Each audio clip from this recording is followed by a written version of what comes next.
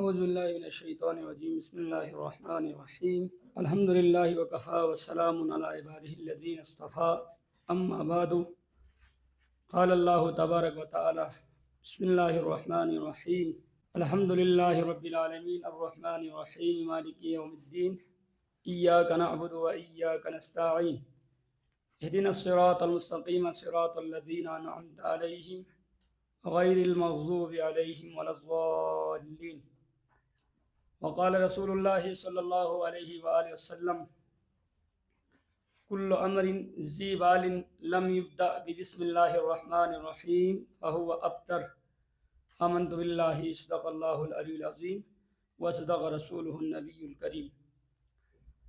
تو اللہ تبارک و تعالیٰ کی فضل و کرم سے ایک بار پھر قرآن مجید سمجھنے اور سمجھانے کے حوالے سے یہاں پر اجتماع کا موقع ہوا۔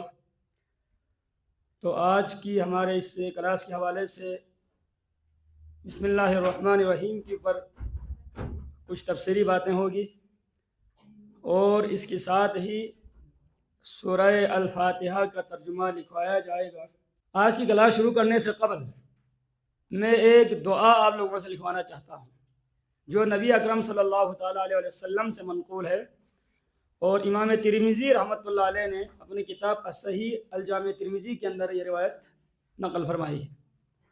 تو یہ جو دعا ابھی میں آپ لوگوں سے لکھوانے جا رہا ہوں، یہ دعا در حقیقت قرآن کی تلاوت سے قبل پڑھنے کا اللہ کے نبی کا معمول تھا، اس لیے یہ دعا سب سے پہلے آپ لوگ اپنے کاپیوں میں یا قرآن کی جو ابتدائی خالی صفحات ہے ان میں نوٹ کر لیں، پھر آگے انشاءاللہ ہماری کلاس ہوگی۔ تو یہ دعا ہے جو آپ لوگوں کو بورڈ پہ نظر آ رہی ہے۔ یہاں پر یہ ہمارے ہاں حقیقت میں دو گروہ ہے، ایک گروہ بنات کی ہے اور ایک گروہ بنین کی ہے، یعنی لڑکوں کی اور لڑکیوں کی الگ الگ ہے، اور دعا کی دیوار سے یہاں پر کچھ الفاظ مختلف ہوگا، لڑکوں کے لیے الگ ہوگا، لڑکیوں کے لیے الگ ہوگا۔ لہٰذا آپ لوگ یہ جو دعا سامنے آپ لوگوں کو نظر آ رہی ہے یہ دعا لڑکیوں کے لیے ہے، ابھی اس کے بعد وہ دعا یہ والا یہ لڑکوں کے لیے ہوگا، اس لیے اس کے اندر معمولی سا فرق ہے، اس فرق کو سامنے رکھ کر آپ لوگ یہ دعا نوٹ کر لیں۔ اچھا، بسم اللہ الرحمن الرحیم، یہ دعا لڑکیاں لکھے۔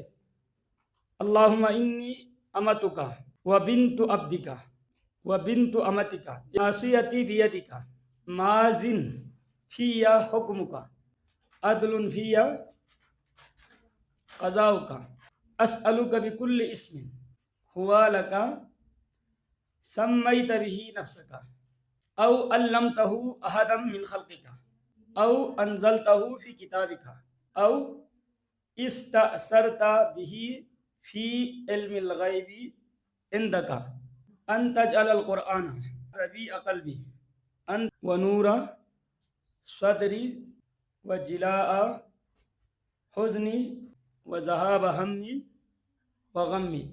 باقی یہ جو آگے لڑکے بیٹھے ہیں ان کے لیے بھی دعا یہی ہے، بس اوپر کی ایک لائن میں معمولی سا فرق ہے۔ اللہم انی امتک کی جگہ پر عبدک آئے گا، وابن عبدک و بنت عبدک کی جگہ پر وابن عبدک، اور وابنۃ امتک و بنت امتک کی جگہ پر وابن امتک، یہی تین لفظ کا فرق ہے، باقی دعا ایک ہے۔ اچھا جی، ترجمہ ایک بھی سے ہوتا ہے۔ اے اللہ، بے شک میں آپ کی کنیز اور آپ کے بندی کی بیٹی اور آپ کی کنیز کی بیٹی ہوں، مطلب بندے کی بیٹی اور کنیز سے مراد ہمارے والدین ہیں۔ تو کنیز سے مراد حکم خداوندی کی اتباع کرنے والی جو عورت ہے اس کو کنیز کہا جاتا ہے خدا کی۔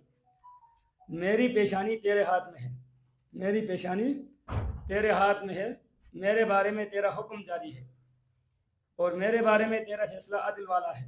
میں تجھ سے تیرے ہر اس خاص نام کے ساتھ سوال کرتا ہوں جو تو نے خود اپنا نام رکھا ہے یا اس سے اپنی کتاب میں نازل کیا ہے۔ کتاب سے مراد قرآن، تورات، انجیل، زبور، فرقان، یہ جتنے بھی آسمانی کتاب ہے وہ تمام مراد ہے، یا اپنی مخلوق میں سے کسی کو سکھلایا ہو، چاہے وہ اسم فرشتوں کو یا انبیاء کو یا اولیاء کو، جس کو بھی تو نے سکھلایا ہو، یا علم الغیب میں اس سے اپنے پاس رکھنے کو ترجیح دی ہو، مطلب اس نام کے بارے میں آپ نے کسی کو کچھ خبر نہیں دی، جو صرف تو جانتا ہے، تیرے پاس محفوظ ہے ان ناموں کے واسطے سے۔ اے اللہ، تو قرآن کو میرے دل کی بہار میرے سینے کا نور میرے غم کو دور کرنے والا اور میرے فکر کو لے جانے والا بنا دے.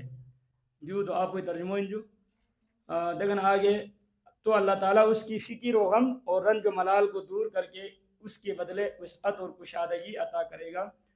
جی تو آپ کو قرآن سے اللہ مطلب سے یاد پہ سنا تلاوت قرآن النسم ترجمہ و تفسیر قرآن سے بالنسم. یہ دعا اپنے معاملات میں شامل کر لے اور جب بھی قرآن کی تلاوت کرنی ہو تو پہلے اس دعا کو پڑھ کے اللہ سے یہ دعا کرے پروردگار قرآن کے لیے میرے سینے کو کھول دے, میرے سینے کے اندر قرآن سے ٹھنڈک نازل فرما, قرآن کو سمجھنے کی توفیق دے.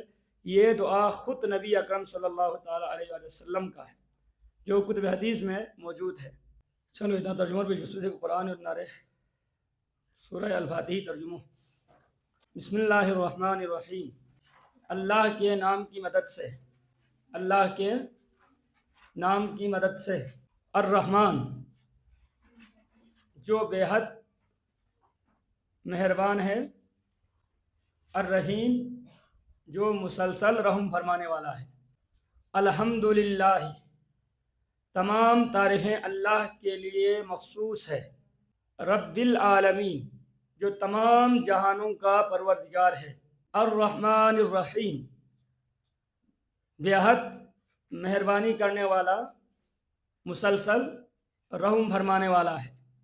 مالک یوم الدین جزا کے دن کا مالک ہے یا بدلے کی دن کا مالک ہے. ایاک نعبد ہم تیرے ہی عبادت کرتے ہیں. وَإِيَّاكَ نَسْتَعِينُ اور تجھ ہی سے مدد چاہتے ہیں. اہدنا الصراط المستقیم سیدھے راستے کی طرف ہماری ہدایت فرما. صراط الذین انعمت علیہم ان لوگوں کا راستہ جس پر تو نے انعام کیا.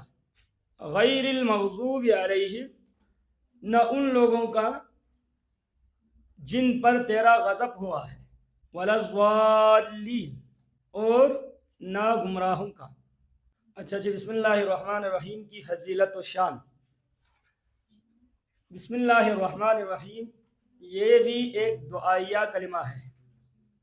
جس طرح سابقہ درس میں ہم نے اعوذ باللہ من الشیطان الرجیم کے متعلق کچھ باتیں آپ لوگوں سے گوش گزار کی تھی, اسی طریقے سے بسم اللہ الرحمن الرحیم بھی ایک قرآنی دعا ہے.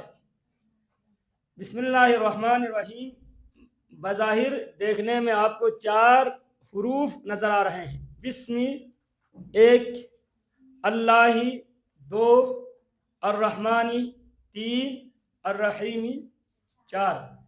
تو یہ 4 حروف کا مجموعہ ہے بسم اللہ الرحمن الرحیم. سب سے پہلے بسم اللہ الرحمن الرحیم کی ترجمہ اور اس کی جو تفاسیر ہے اس سے پہلے ہم یہ بات بتائیں گے آپ لوگوں کو. بسم اللہ الرحمن الرحیم کے اندر کل کتنی حروف ہیں؟ 4 نہیں, 4 تو لفظ ہے. حروف بسم اللہ الرحمن الرحیم کے اندر کل حروف کتنے ہیں؟ 19. بسم اللہ الرحمن الرحیم کے اندر کل حروف 19 ہے. یہاں پر یہ بات سمجھنے کی ہے بسم اللہ میں 20 کیوں نہیں ہے. شاید یہاں پر کچھ حضرات کی شمار میں 20 بھی ہوئے ہیں لیکن 20 نہیں ہے. بسم اللہ الرحمن الرحیم کے اندر حروف کی تعداد 19 ہے. تو سب سے پہلے ہم یہ سوال سمجھنے کی کوشش کرتے ہیں کہ بسم اللہ کے اندر 19 حروف کیوں ہیں؟ 20 کیوں نہیں, 18 کیوں نہیں, 15 کیوں نہیں, 25 کیوں نہیں؟ یہ محض اتفاق نہیں ہے. بسم اللہ کے اندر جو حروف کی تعداد ہے یہ صرف اتفاقاً ایسا نہیں ہوا ہے, یہ اللہ تبارک و تعالیٰ کی حکمت ہے. بسم اللہ کی حروف کی تعداد کے اندر ایک بہت بڑی راز مضمر ہے. اللہ تبارک و تعالیٰ نے بسم اللہ کے اندر 18 حروف کیوں نہیں رکھی, یا بسم اللہ الرحمن الرحیم کے اندر 19 حروف کیوں نہیں رکھی, 20 حروف کیوں نہیں ہوا, 19 پر اللہ تعالیٰ نے اپنے اس عظیم قرآن کی ابتدا کیوں کی؟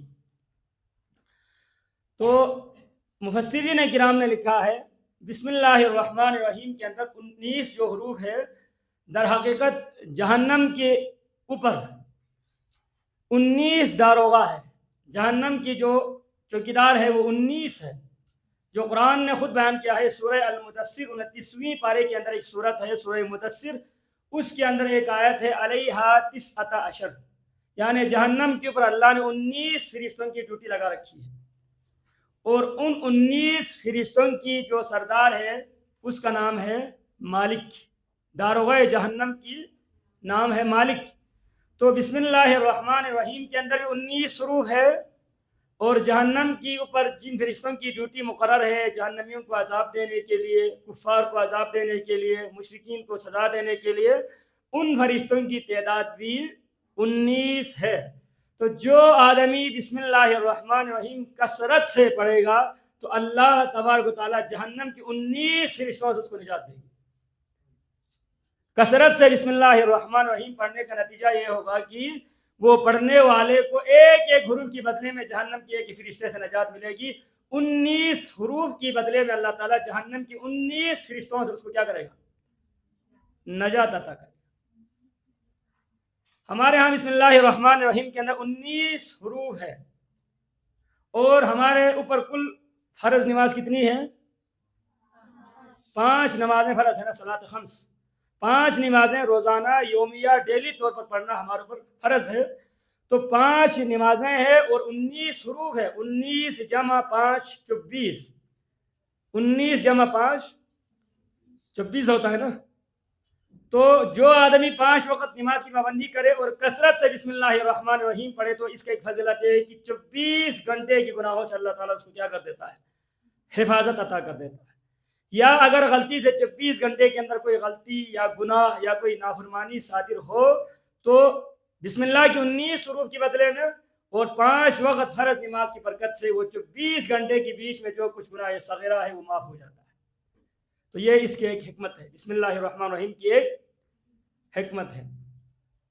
اس پر ایک اور واقعہ لکھا ہے، نبی اکرم صلی اللہ تعالی علیہ وآلہ وسلم معراج کی شب معراج، اللہ کے نبی جب عالم بالا کی طرف، عرش الہی کی طرف اللہ کے نبی کو بطور مہمان لے جایا گیا تو نبی اکرم صلی اللہ تعالی علیہ وآلہ وسلم نے جنت کے اندر 4 نہریں دیکھی، جنت کے اندر 4 نہریں دیکھی۔ ایک نہر پانی کا ہے، بالکل خالص صاف ستھرا شفاف پانی کا ہے، ایک نہر خالص دودھ کا ہے، ایک نہر شہد کا ہے، اور ایک نہر جنت کے اندر مشروبات کا ہے، دوسرے مشروبات کا ہے۔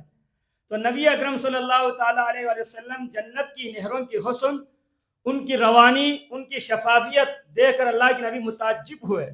نبی اکرم صلی اللہ تعالی علیہ وآلہ وسلم جنت کی نہروں کی کمال دیکھ کر نبی اکرم حیران ہوئے۔ پھر اللہ کے نبی آگے بڑھنے لگے تو جبریل امین نے پوچھا، اے نبی اللہ، کیا آپ یہ سوال نہیں کرو گے کہ یہ نہریں کہاں سے آتی ہے؟ تو نبی اکرم صلی اللہ علیہ وآلہ وسلم نے جبریل امین سے پوچھا، جبریل یہ نہریں کہاں سے آتی ہیں؟ تو جبریل امین نے اللہ کے نبی کو لے کے گئے ایک جنت کے اندر۔ اس جنت کی جو تالا تھا نا، اتنا بڑا تالا لگا ہوا تھا جنت کی، اللہ کے نبی اس تالے کو دیکھ کر حیران رہ گئے کہ اب اس کو کیسے کھول دیا جائے۔ اب نہ کوئی چابی ہے ہاتھ میں، نہ کوئی چابی ہے، نہ اس کی کوئی لاک نمبر کا پتہ ہے۔ آخر اس جنت کی دروازے پر جو تالا لگی ہے، اس تالے کو کس چیز سے کھول دیا جائے؟ تو جبریل امین نے کہا، اے نبی اللہ، آپ بسم اللہ الرحمن الرحیم پڑھ دیں، یہ اسی جنت کی چابی ہے، یہ اس جنت کی چابی ہے، بسم اللہ الرحمن الرحیم، آپ اس کو پڑھیں۔ نبی اکرم صلی اللہ تعالیٰ علیہ وآلہ وسلم نے جب بسم اللہ الرحمن الرحیم پڑھی تو وہ جنت کے دروازے کھل گئے۔ نبی اکرم اندر تشریف لے گئے، اندر دیکھا تو ایک بہت بڑا جنت کی درخت نظر آ گئے۔ اس درخت کی جڑوں سے 4 قسم کی نہریں نکل رہی تھی۔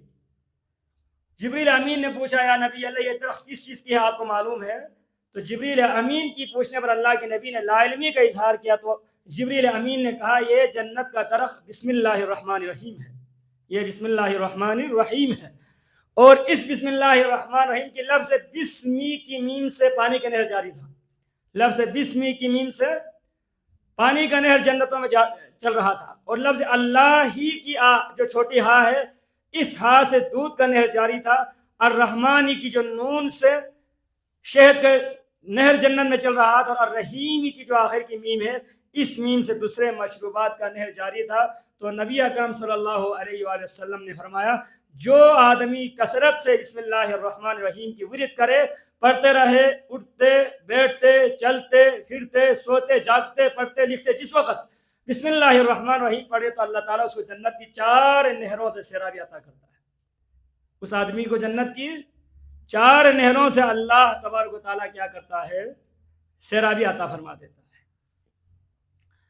اچھا جی، بسم اللہ الرحمن الرحیم کی فضائل پر آپ لوگوں کو ذہن نشین کرانے کے لیے اور بسم اللہ کی اہمیت دکھانے کی خاطر میں ایک 2 واقعہ سنانے جا رہا ہوں۔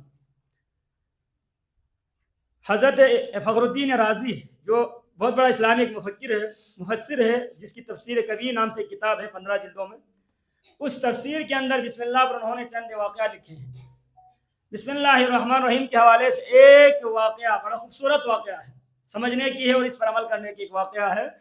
حضرت عیسیٰ علی نبینا علیہ الصلوۃ والسلام، سیدنا عیسیٰ علیہ الصلوۃ والسلام ایک مرتبہ جب کسی قبرستان سے اپنے ساتھیوں کے ساتھ گزر رہے تھے، عیسیٰ علیہ الصلوۃ والسلام نے اللہ سے دعا مانگی، اے اللہ اس صاحب قبر کے اوپر جو حالت گزر رہی ہے وہ ذرا مجھے بتا دے۔ عیسیٰ کی دعا پر اللہ تعالیٰ نے قبر کی اندرونی حالت عیسیٰ علیہ السلام کے سامنے کھول کے رکھ دیا۔ عیسیٰ علیہ السلام نے دیکھا اس قبر والے کو بڑی شدت کی عذاب ہو رہی ہے، قسم قسم کے عذاب سے 2-4 ہے۔ اس کی قبر جہنم کی آگ کا گڑھا بن چکا ہے۔ عیسیٰ علیہ السلام بڑا افسردہ ہوا، غمگین دل کے ساتھ آگے گزر گئے۔ جب عیسیٰ علیہ السلام اپنا وہ کام کر کے جب واپس آ گئے تو دیکھا جس قبر سے عیسیٰ علیہ السلام اپنے حواریوں سمیت گزرا تھا، وہ قبر جنت کی ایک حسین باغ بن چکا ہے۔ اس قبر کے اندر جو صاحب قبر موجود تھے، جو میت اس قبر کے اندر، اس قبر والے کو بڑی راحت ہے، جنت کے نعمتوں سے وہ لطف اندوز ہو رہا ہے۔ عیسیٰ علیہ السلام پھر دوبارہ وہاں اسی قبر پہ رک گئے، اللہ سے دعا کی، پروردگار یہ کیا ماجرا ہے؟ ابھی میں اسی قبر سے گزرا تو میں نے دیکھا کہ صاحب قبر کو عذاب ہو رہی تھی، جہنم کی فرشتے اس کو عذاب میں مبتلا رکھے ہوئے تھے۔ اب جب میں واپس آ گیا تو آدھا گھنٹے کی بعد میں نے دیکھا اس صاحب قبر کے اوپر اتنی نعمتوں کی برسات ہو رہی ہے، جنت کی نعمتوں سے لطف اندوز ہے۔ آخر اللہ اس نے مرنے کے بعد کون سا عمل کیا؟ مرنے کے بعد اس نے کون سا وہ نیکی کا عمل کیا، یا کون سی توبہ اس بندے نے کی کہ جس پر رب راضی ہو کر اس بندے کو نعمتوں سے مالا مال کیا؟ تو اللہ تبارک و تعالیٰ نے حضرت عیسیٰ علیہ السلام سے فرمایا، اے عیسیٰ، حقیقت یہ ہے کہ یہ بندہ بڑا گنہگار تھا، زندگی میں کبھی اس نے غلطی سے بھی میری عبادت نہیں کی، مرتے مرتے اس کی زبان پر کلمہ شہادت بھی جاری نہیں ہوئی، اس نے کبھی نہ مجھ سے معافی مانگی نہ کبھی اس نے توبہ کی۔ اس کی زندگی بلوغت سے لے کر مرنے تک گناہوں میں ملوث اس کی زندگی تھی، اور اس کی اوپر یہ جو سزا ہو رہا تھا یہ در حقیقت اس کی گناہوں کا نتیجہ تھا۔ لیکن مرتے وقت اس کی جو بیوی تھی وہ حالت حمل سے تھی، تو اس نے مرتے مرتے یہ وصیت کرائی تھی کہ جب میرا کوئی بچہ پیدا ہو اور وہ چلنے کے قابل ہو، تو چلنے کے جب قابل ہو تو اس کو کسی مدرسے کے اندر بھیج دینا، سب سے پہلے اس کو اللہ کی کتاب کی تعلیم دے، پھر کتاب اللہ کی تعلیم ملنے کے بعد جہاں چاہے آپ اس کو بھیج دیں۔ میری یہ وصیت ہے کہ تیرے پیٹ سے جو بچہ ہو اس بچے کو سب سے پہلے جب اس کی زبان چلنے لگے تو اللہ کا کلام سکھا دے۔ آج اس میت کی جو بیٹے ہیں وہ چلنے کے قابل ہوئے ہیں، اور اس کی ماں نے اس کو انگلی پکڑ کر مدرسے کے اندر قاری صاحب کے آگے بھیج دیا۔ قاری صاحب نے اس کے بچے کو پہلا جو لفظ پڑھایا کہ بسم اللہ الرحمن الرحیم، بچے نے بسم اللہ الرحمن الرحیم اپنی توتلی زبان میں ادا کی، اپنے پاکیزہ خالص گناہوں سے صاف زبان پر جب اس نے بسم اللہ الرحمن الرحیم پڑھی تو مجھے شرمندگی محسوس ہوئی۔ اللہ تبارک و تعالیٰ فرماتا ہے مجھے شرمندگی محسوس ہوئی کہ اس میت کا بچہ زمین کے اوپر میرا نام لے اور زمین کے نیچے میں اس کے والدین کو عذاب میں رکھوں۔ یہ میرے غیرت کا مسئلہ ہے، یہ میرے رحم و کرم کا تقاضا نہیں ہے۔ یہ سمجھ کر اس کی بچے کی بسم اللہ الرحمن الرحیم کی برکت سے میں نے اس کے باپ کو کیا کر دیا؟ بخش دیا ہے۔ اس کی سزا کو اس کی نعمتوں میں ہم نے تبدیل کر دیا ہے، اس کی جہنم کو ہم نے جنت بنا دیا ہے۔ اس نے تو کچھ نہیں کیا، لیکن اس نے دنیا سے آتے وقت ایک وصیت کی بچے کے حوالے سے۔ آج وہ بچہ بڑے ہو کر جس کی زبان پر میرا نام جاری ہوا بسم اللہ الرحمن الرحیم، تو زمین کے اوپر بیٹا میرا نام لے، زمین کے نیچے میں اس کی باپ کو عذاب میں مبتلا رکھوں، یہ میری غیرت اور رحمت کے تقاضے کے خلاف ہے۔ لہٰذا میں نے اس بچے کی بسم اللہ الرحمن الرحیم کی برکت سے اس کی والد کو کیا کر دیا ہے؟ نجات عطا کر دی ہے۔ کتنا بڑا بسم اللہ الرحمن الرحیم کا فضیلت ہے۔ ہم میں سے بھی جس کے گھر میں والدین میں سے کوئی زندہ نہ ہو یا ہمارے خوش و اقارب میں سے جو دنیا میں باقاعدہ حیات نہ ہو، تو آپ لوگ بھی بسم اللہ الرحمن الرحیم پڑھے اور اس کا ثواب اس کے نام پہ ایسا ثواب کر دے۔ اے اللہ، میرے اس بسم اللہ کے اوپر جتنی ثواب تو نے مجھے عطا کی ہے، یہ میں اپنے والد کے نام پر، والدہ کے نام پر، چاچا کے نام پر، پھوپھی کے نام پر، خالہ کے نام پر، یا جو آپ کی دوست یار ہے ان کے نام پر میں ایسا ثواب کرتا ہوں۔ پروردگار میرے طرف سے یہ بسم اللہ کی فضیلت اس کی روح کو پہنچا دے انشاءاللہ والعزیز۔ آپ کی یہ بسم اللہ اس کو قبر کے اندر راحت پہنچائے گی۔ ایک واقعہ تو یہ ہے۔ دوسرا واقعہ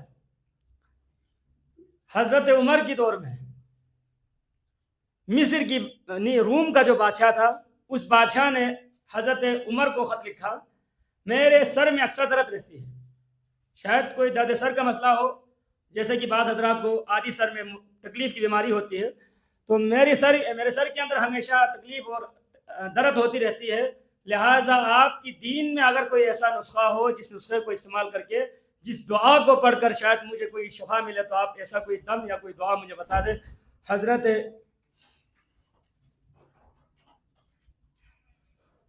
عمر نے ایک ٹوپی بھیج دی، روم کی بادشاہ کو انہوں نے کیا کر دی، ایک ٹوپی بھیج دی، اور یہ بھی ساتھ کہہ کے بھیج دیا کہ جب بھی تیرے سر میں درد ہو تو اس ٹوپی کو سر پر رکھا کر۔ روم کی بادشاہ جو عیسائی تھا، اس نے حضرت عمر سے مطالبہ کیا کہ کوئی دم دعا آپ کی کتاب میں موجود ہو جو میرے سر کی تکلیف کو کیا کر دے، شفا دے، مجھے آرام دے، اس طرح کی کوئی اگر آپ کے پاس دعا ہو تو مجھے بتا دے۔ حضرت عمر نے ایک ٹوپی بھیج دی، اس نے کہا کہ جب بھی آپ کے سر میں تکلیف ہو تو آپ اسی ٹوپی کو اپنے سر پہ رکھ دیں۔ تو وہ ٹوپی لے کے گئے وہاں پر، جب روم کے بادشاہ جب بھی اس ٹوپی کو سر پہ رکھتے فوراً اس کے سر کی تکلیف دور ہو جاتی، وہ بالکل صحت یاب ہو جاتے جیسا کہ کوئی بیماری ہے ہی نہیں۔ جو حصہ سے وہ ٹوپی اتار دیتے دوبارہ درد شروع ہو جاتے۔ تو یہ روم کا بادشاہ بڑا حیران ہوا، آخر اس ٹوپی کے اندر کیا ایسا نسخہ رکھا ہے کہ جو سر پہ رکھنے سے تکلیف ختم ہوتی ہے لیکن اتارنے سے دوبارہ شروع ہوتی ہے۔ روم کی بادشاہ نے اپنے کسی نوکر کو حکم دیا کہ ذرا اس ٹوپی کو کھول کر دیکھ اس کے اندر کیا ہے۔ ٹوپی کو انہوں نے کھولا تو دیکھا ٹوپی کے اندر ایک کاغذ ہے، کاغذ پر بسم اللہ الرحمن الرحیم لکھا ہوا ہے۔ تو اسی بسم اللہ کی برکت سے جو ہی وہ ٹوپی سر پہ رکھ دیتے شفا ملتی، جو ہی وہ ٹوپی سر سے اتار کے نیچے رکھ دیتے سر میں دوبارہ درد اٹھتا۔ تو یہ بسم اللہ الرحمن الرحیم کا ایک عظیم واقعہ ہے کہ ایک بندے کی سر کی درد بھی بسم اللہ الرحمن الرحیم سے اگر یقین کے ساتھ اگر پڑھے تو کیا ہو جاتا ہے، دور ہو جاتا ہے۔ حضرت خالد ابن ولید، جس کے بارے میں آپ لوگوں نے بھی کتابوں کے اندر زیادہ نہیں تو کچھ نہ کچھ تو پڑھا ہوگا، جس کو سیف اللہ کہا جاتا ہے، اللہ کی تلوار، اتنا بہادر جنگجو آدمی تھا۔ اس کے ساتھ ایک مرتبہ رومیوں کی لڑائی ہوئی تو رومیوں نے حضرت خالد ابن ولید کے پاس ایک شرط رکھی، ہماری طرف سے ایک شرط ہے، اگر اس شرط پہ آپ اگر پورا اترے تو ہم آپ کی دین قبول کریں گے، اگر اس شرط پہ آپ نہ اترے تو آپ کی دین باطل ہے، لہٰذا ہم عیسائیت نہیں چھوڑ سکتے۔ حضرت خالد ابن ولید نے کہا کیا شرط ہے؟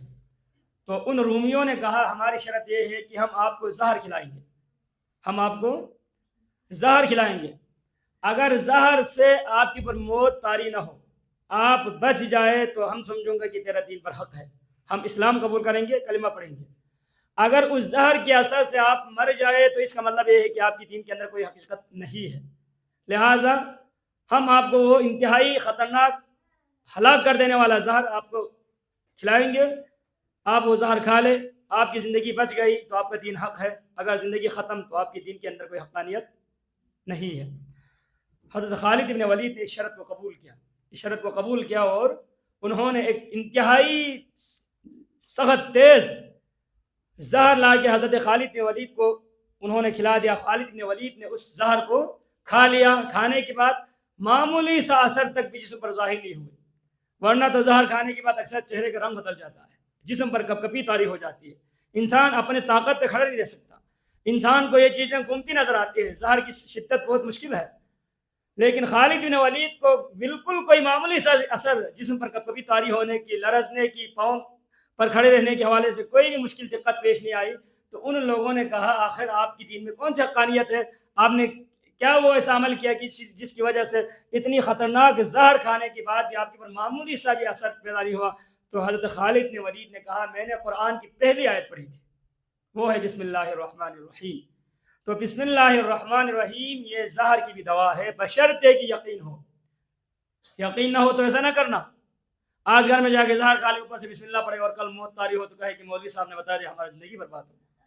پہلے یقین تو پیدا کر، پہلے تو یقین پیدا کر کہ بسم اللہ کے اندر کچھ ہے. یہ یقین کے ساتھ ہونے والی چیزیں ہیں.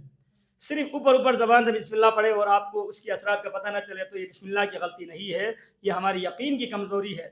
مطلب کہنا یہ چاہتا ہوں کہ بسم اللہ کے اندر اتنی فضائل ہے کہ بیماری کے لیے بھی اور تمام قسم کی زہریلی بیماریوں کے لیے، پریشانیوں کے لیے، مصائب کے لیے، مشکلات کے لیے بسم اللہ الرحمن الرحیم ایک عجیب نسخہ ہے جو انسان کو شفا عطا کر دیتا ہے.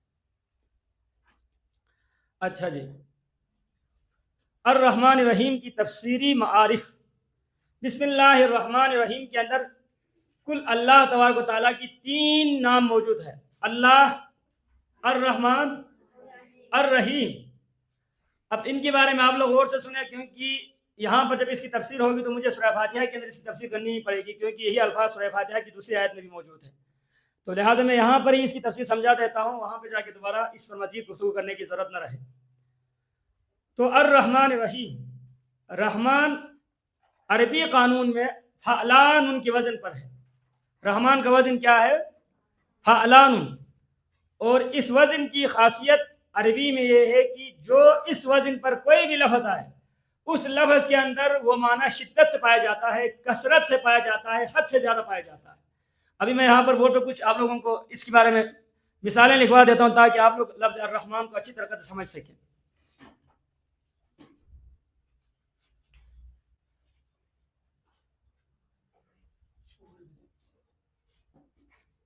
رحمان، یہ الف لام اس کی زائد ہے جس کو الف معرفہ کہا جاتا ہے، یہ تو الگ بات ہے. اصل لفظ یہ الرحمن ہے. الرحمن کا وزن کیا ہے؟ عربی ہے، بہرحال آپ لوگ سمجھنے کی کوشش کیجیے گا. اس کا وزن ہے فعلان. اس کا وزن کیا ہے؟ رحمان پر وزن ہے، وزن برابر آ رہی ہے نا دونوں کی پڑھنے میں. یہاں پر بھی زبر ہے، یہاں پر زبر ہے، یہ والا ساکن ہے، یہ والا ساکن ہے، یہ الف ہے، یہاں پر الف ہے، اور یہ میم کے اوپر زبر ہے، یہاں پر لام کے اوپر زبر ہے، آخر میں نون مشدد ہے، یہاں پر آخر میں نون مشدد ہے. یوں وزن ہے. تو رحمان یہ فعلان کی وزن. اور یہ اس وزن پر جو بھی عربی میں کوئی کلمہ آئے گا تو اس کے اندر کیا معنی ہوگا؟ ایک تو شدت کا معنی ہوگا، دوسرا کثرت کا معنی ہوگا، اور تیسرا اس کے اندر مبالغہ کا معنی موجود ہوگا. یہ 3 معنی اس وزن کی خاصیت میں سے ہے. اب اس پر آپ لوگ وہ مثال سن لیں. فعلان کے اوپر آئے گا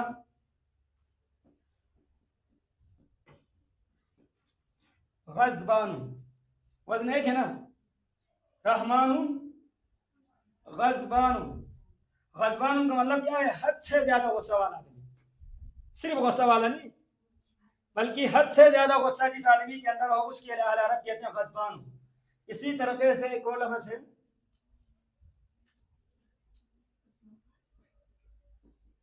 عطشان. عطشان، عطشان کا مطلب ہے حد سے زیادہ پیاسا آدمی. صرف پیاس معمولی سے نہیں کہ کہیں پر پانی نظر آ جائے تو اس کی پیاس ختم ہو، ایسا نہیں، بلکہ اتنی کثرت سے اس کے اوپر پیاس لگی ہو کہ مرنے کے قریب ہو، اس کے لیے اہل عرب کہتے ہیں کہ عطشان. آپ کہنا چاہیں مثال کے طور پر کہ مجھے حد سے زیادہ پیاس لگی ہے تو کیا کہیں گے؟ انا عطشان، میں بہت زیادہ پیاسی ہوں.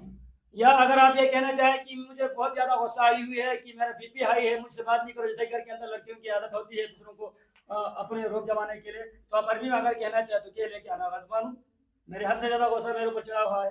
اسی طرح سے ایک لفظ اور ہے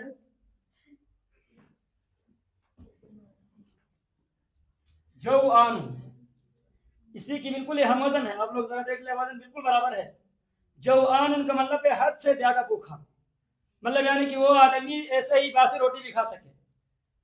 روٹی کھا جب سامنے آ جائے تو ٹال مٹول کر لے کہ مجھے گرم روٹی نہیں ملی، چاہے ٹھنڈی ہے، اس طرح کی نہیں، بلکہ جو ہی روٹی پر نگاہ پڑے اس آدمی کی ہاتھ روٹی کی طرف بے اختیار لپکے، اتنی زیادہ اس کے اوپر بھوک لگی ہو کہ بھوک سے مرنے کے قریب ہو، جس کے لیے عرب کہتے ہیں کہ جوعان. یہ بھی رحمان ان کے وزن پر ہے. یہ دیکھ لیں آپ لوگ، اس کے اندر بھی شدت کا معنی موجود ہے. حد سے زیادہ مجھے بھوک لگی ہے اور بھوک کے اندر میری حالت خراب ہو رہی ہے، اس کے لیے بھی عربی میں یہ وزن استعمال ہوتا ہے جوعان. ایک اور لفظ میں آپ لوگوں کو بات بتا کے پھر آگے چلتے ہیں. ایک اور بالکل اسی کے حق لفظ ہے جس کو ہم اردو میں بھی استعمال کرتے ہیں، وہ کیا ہے؟ حیران ہوں، یہ لفظ عربی ہے، اردو نہیں ہے. ہم کہتے ہیں کہ میں حیران ہوں، میں حیران ہوں، حالانکہ یہ لفظ عربی ہے، یہ اردو نہیں ہے. تو حیران کا مطلب صرف میں حیران ہوں نہیں، بلکہ میں حد سے زیادہ حیران ہوں. میں حد سے زیادہ حیران ہوں، مجھے بہت زیادہ کثرت سے حیرانی واقع ہو رہی ہے، یا میری حیرانی کی کوئی اور انتہا نہیں ہے.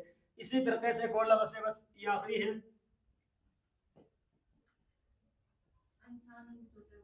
جی انصار نہیں ہوتا ہے، عثمان بھی نہیں ہوتا ہے، خزبان نہیں، یہ وزن برابر نہیں ہے نا. خزبان کی شروع کی حرف پر ضمہ ہے، یہاں پر خطا ہے. یہ دوران، دوران کس کو کہتے ہیں؟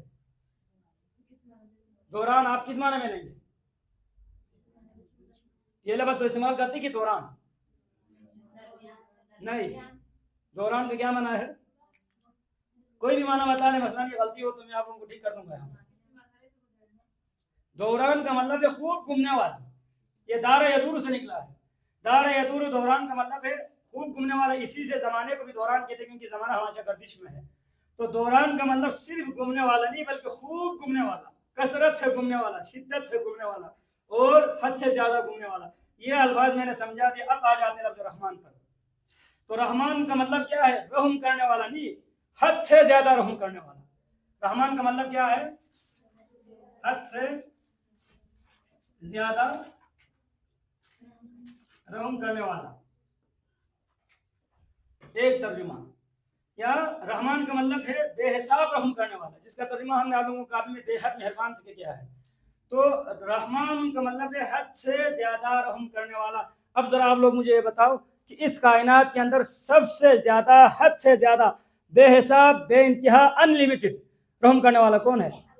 اللہ ہے. تو یہ بات آپ لوگ بھی تسلیم کرتی ہے کہ لفظ رحمان حد سے زیادہ رحم کرنے والا. کائنات کے اندر اللہ سے بڑھ کر حد سے زیادہ رحم کرنے والا کوئی بھی نہیں ہے. لہٰذا اسی کے ساتھ یہ مسئلہ بھی سمجھ لے، لفظ رحمان اللہ کے علاوہ کسی کے لیے استعمال کرنا بھی جائز نہیں ہے. لفظ اللہ صرف کس پر استعمال ہوگا؟ صرف اللہ کے لیے استعمال ہوگا. کیوں؟ اس لیے کہ اتنی زیادہ رحم کرنے والا ہے ہی نہیں کائنات میں. صرف اللہ ہے کہ جو حد سے زیادہ کیا کرتے ہیں؟ رحم کرتے ہیں. تو آپ لوگ سوال کرتے ہیں کہ لفظ رحمان تو ہمارے یہاں کثرت سے لوگوں کا نام ہے، تو صرف لفظ رحمان یوں نہیں استعمال کرنا بے ادبی ہے، بلکہ لفظ رحمان کے ساتھ آپ عبد الرحمان لگا دیں تو یہ بات ٹھیک ہے. عبد الرحمان لگا دیں تو بات کیا ہے؟ ٹھیک ہے کہ رحمان حد سے زیادہ رحم کرنے والے ایک بندہ، بات ٹھیک ہے. ہمارے یہاں تو ناموں کی جنازہ نکال کے رکھتے ہیں، غلط نام ہم استعمال کرتے ہیں. عبد الرحمان کا نام تو ہم رحمان کہتے تھے، عبد الرحیم ہو تو صرف رحیم کہتے ہیں. حالانکہ یہ ناموں کے ادب بھی ہے، نبی اکرم کا حکم بھی ہے، کسی کو صرف رحمان کہہ کے مت پکارا کرو، کیونکہ صرف رحمان اللہ کے علاوہ کوئی بھی نہیں ہے. لہٰذا جب رحمان کا معنی ہمیں پتہ چلا تو اس سے خود بخود ایک شرعی مسئلہ بھی ہمارے دماغ میں آ گیا کہ لفظ رحمان اللہ کے علاوہ کسی مخلوق کے لیے استعمال کرنے کی اجازت نہیں ہے. کیوں نہیں ہے؟ اس لیے کہ حد سے زیادہ اللہ کے علاوہ رحم کرنے والا ہے ہی. جب اللہ کے علاوہ حد سے زیادہ رحم کرنے والا نہیں ہے تو اس کے اوپر رحمان کے اطلاق بھی درست نہیں ہوگا. یہ ایک بات ہو گئی. اب دوسرا لفظ ہے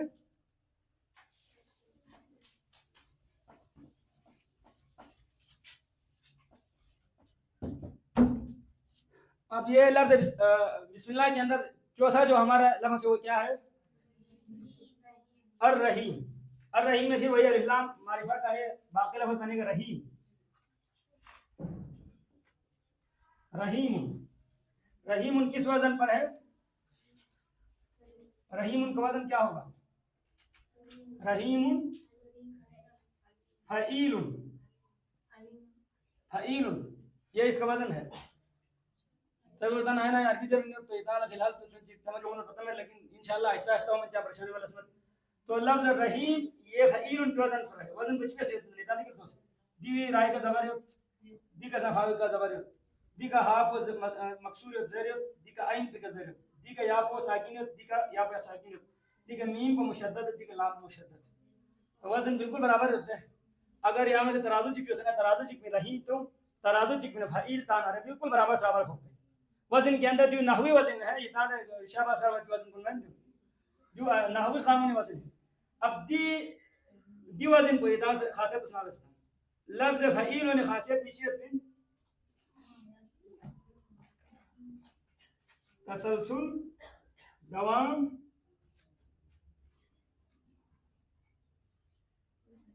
ہمیشگی. جو دی خاصیت پہ کھاؤں دی وزن پہ خاصیت پہ کھاؤں ان کی دی وزن پر چیل استعمال سونا رہے جس کے اندر تسلسل کا معنی ہوتا ہے، مطلب یعنی کہ پے در پہ مسلسل دوام، جس کے اندر کوئی انقطاع نہیں ہو، چھت بلسمت میں ہمیشگی جس کے اندر کسی زمانے میں ہو کسی زمانے میں نہ ہو، تو یہ اس فعیل وزن کو چین خاصیت کو ان کی جس کے اندر دوام کا معنی موجود ہوگا، تسلسل کا معنی ہوگا، ہمیشگی کا معنی اس کے اندر موجود ہوگا۔ اب بھی چند آپ لوگوں کو وزن بتاتے ہیں۔ لفظ فعیل ان کی وزن پر ایک لفظ تو رحیم ہے، اس پر ہم بعد میں بات کریں گے۔ اس کی برابر ایک اور لفظ ہے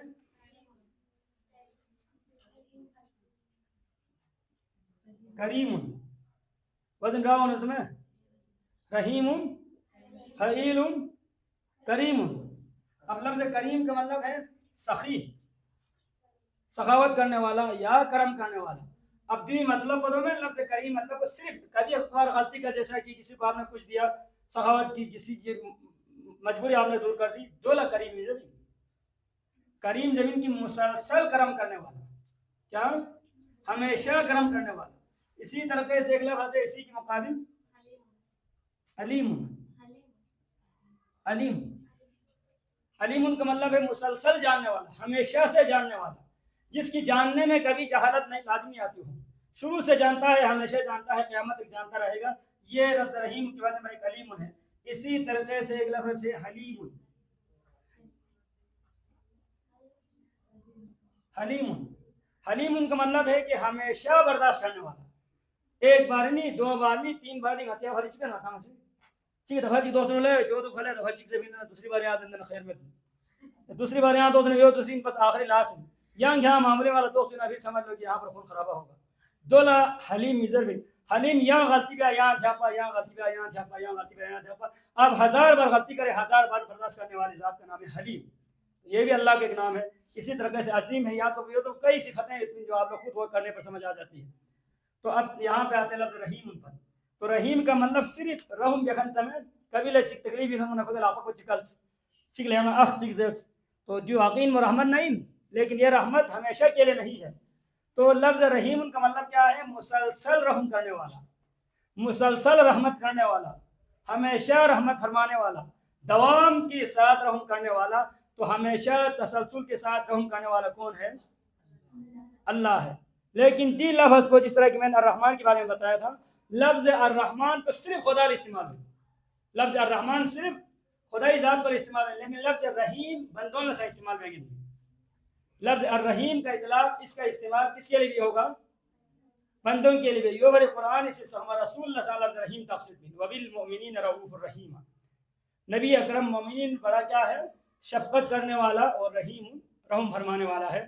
تو لفظ رحیم بندوں پر استعمال کرنا جائز ہے، لفظ الرحمن بندوں کے لیے استعمال کرنا جائز نہیں ہے۔ وجہ کیا ہے؟ وہ معنی سے آپ لوگوں نے اچھی طرح سے سمجھ لیا۔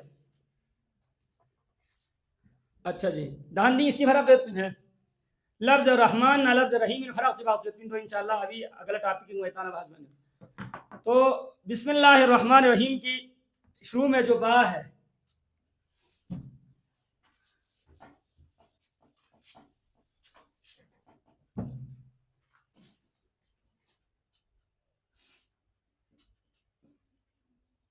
تو بسم اللہ میں یہ جو با ہے یہاں پر، اس با کے حوالے سے کیا معنی بنے گا؟ بسم اللہ ترجمے سے کتانا کو پانا کھاؤں گا کتانا تن کہ اللہ کے نام سے شروع کرتا ہوں قدرت میں، لیکن نیتی قرآن بھی نیتار بھی سے جیسا کہ دوسرے اتنا تو دیکھیں گا سے اللہ کے نام سے شروع کرتا ہوں ابھی سے محمد یہ رجان بھی سے میں نے شروع کی کوئی بات لکھی ہی نہیں ہے، وہاں پر میں نے اللہ کے نام کی مدد سے جو بڑا رحمان بہت مہربان ہے اور مسلسل رحم فرمانے والا ہے۔ اب یہاں پر ایک سوال پیدا ہوگا کہ اللہ کے نام کی مدد سے آپ کیا کرنے چاہتے ہیں؟ دو چار بھی سے دیکھا جملوں نامکمل ہی نامکمل ہی اتنا ہی عربی اردو گرامر کو نظر ہو سکتے ہیں، مرکب مفید، مرکب غیر مفید یا مرکب ناقص ہے، مطلب سننے والا بات کو سننے کے بعد کوئی مفہوم نہ سمجھے تو مرکب ناقص، مرکب نہ، مطلب یہ ناقص جملہ ہے جس کا کوئی مفہوم سمجھ میں نہیں آ رہا۔ میں مثال کی تو بتا دو کہ میں ہوں کیا ہے، میں ہوں کا کیا مطلب ہے؟ کیا سمجھ ہوں گا دیتا میں ہوں تو میں تو ہوں نا، یہاں پر میرے ہونے کا تو پہلے ہی علم ہے آپ لوگوں کو، میں ہوں سے کیا مطلب؟ یا تو کہہ لے کہ میں ٹیچر ہوں، یا کہہ لے کہ میں پڑھانے والا ہوں، یا میں یہاں پر ویسے بیٹھنے والا ہوں، کم سے کم اس کے ساتھ کوئی تیسرا جملہ، کوئی تیسرا لفظ شامل نہ کرتے، اس وقت ایک معنی سمجھ میں نہیں آتا۔ اب یہ بسم اللہ کے اندر آپ لوگ ذرا غور کر لیں، اللہ کے نام کی مدد سے جو بڑا بے حد مہربان اور ہم مسلسل رحم فرمانے والا ہے، کیا جملہ ناقص نہیں، اردو گرامر کو نہیں سمجھتا ذرا اسے، بات وہی گرامر والی بات ہے، یعنی کہ اللہ کے نام کی مدد سے، چین اللہ کے نام کی مدد سے آپ کھانا چاہتی ہے، پینا چاہتی ہے، لکھنا چاہتی ہے، سونا چاہتی ہے، کیا ہے اس کے پیچھے؟ تو اسی کو تو سمجھانے کے لیے میں نے اس کی شروع کرتا ہوں کہ کوئی جملہ نہیں لکھا، کیونکہ جب بسم اللہ کریم کو شروع کی کوئی معنی ہے ہی نہیں، بسم اللہ میں شروع کرتا ہوں بتجامت پہ، ویسے تو اتنا اردو سکول کو نہیں شعبوں نہیں، تو بسم اللہ کے نیچے یہی ترجمہ لکھا ہوا ملے گا کہ میں شروع کرتا ہوں اللہ کے نام سے جو بہت مہربان نہایت رحم فرمانے والا ہے، لیکن حقیقت تو یہ ان کی بسم اللہ کی شروع میں جو لفظ میں شروع کرتا ہوں، یہ اسی بسم اللہ کی 4 حروف کا معنی نہیں ہے۔ دو بھری میں بسم اللہ الرحمن الرحیم کے اندر جو بسم اللہ ہے نا، یہ بسم اللہ صرف یہاں لا قرآن حدیثی زیر بھی وقت زیر رحمت بھی پڑھنے کے وقت بسم اللہ زیر رحمت بھی، بلکہ آپ جو بھی کام کریں آپ کی جتنے کام ہیں ان تمام کاموں سے پہلے آپ کیا پڑھیں؟ بسم اللہ۔ تو اللہ سے چاہتی ہوتا آپ کی کاموں کی کوئی انتہا ہے؟ لکھنا، پڑھنا، سونا، جاگنا، چلنا، دوڑنا، پھرنا، زندہ رہنا، مرنا، پتہ نہیں اس طرح کے ہزاروں ایسے کام ہیں کہ جو روزمرہ ہم کرتے ہیں، ان تمام کاموں کو اگر آپ یہاں پہ شروع میں شامل کرتا چلا جائے تو بسم اللہ کو خواہاں قرآن چلدن میں دے گا، خواہاں چلدن میں کھانے کے لیے جملہ ہوگا آکل بسم اللہ الرحمن الرحیم، پینے کے لیے اشرب بسم اللہ الرحمن الرحیم، لکھنے کے لیے اکتب بسم اللہ الرحمن الرحیم، چلنے کے لیے امشی بسم اللہ الرحمن الرحیم۔ اب اس طرح سے بڑھاتا چلا جائے تو بسم اللہ خری کو ہم قرآن چکھل دن ہے، لیکن قرآن کی عربی کمال کو دیکھتے کہ یہاں سے پہلے ایک پھیل محذوف ہے دونوں دے پھیل کو چین دے تو یہ آپ کی کام پر موقوف ہے۔ پڑھنا چاہے تو آپ یہاں کہیں کہ میں اللہ کے نام پر پڑھنا چاہتا ہوں، کھاتے وقت آپ کہہ لیں کہ میں اللہ کے نام کی مدد سے کھاتا ہوں۔ تو بسم اللہ الرحمن الرحیم میں اس با کے حوالے سے ہم ابھی بات کریں گے۔ اس با کا کل 3 معنی موجود ہے۔ پہلا معنی ہے استعانت و مدد، دوسرا معنی ہے تبرک و تیمن، اور تیسرا معنی ہے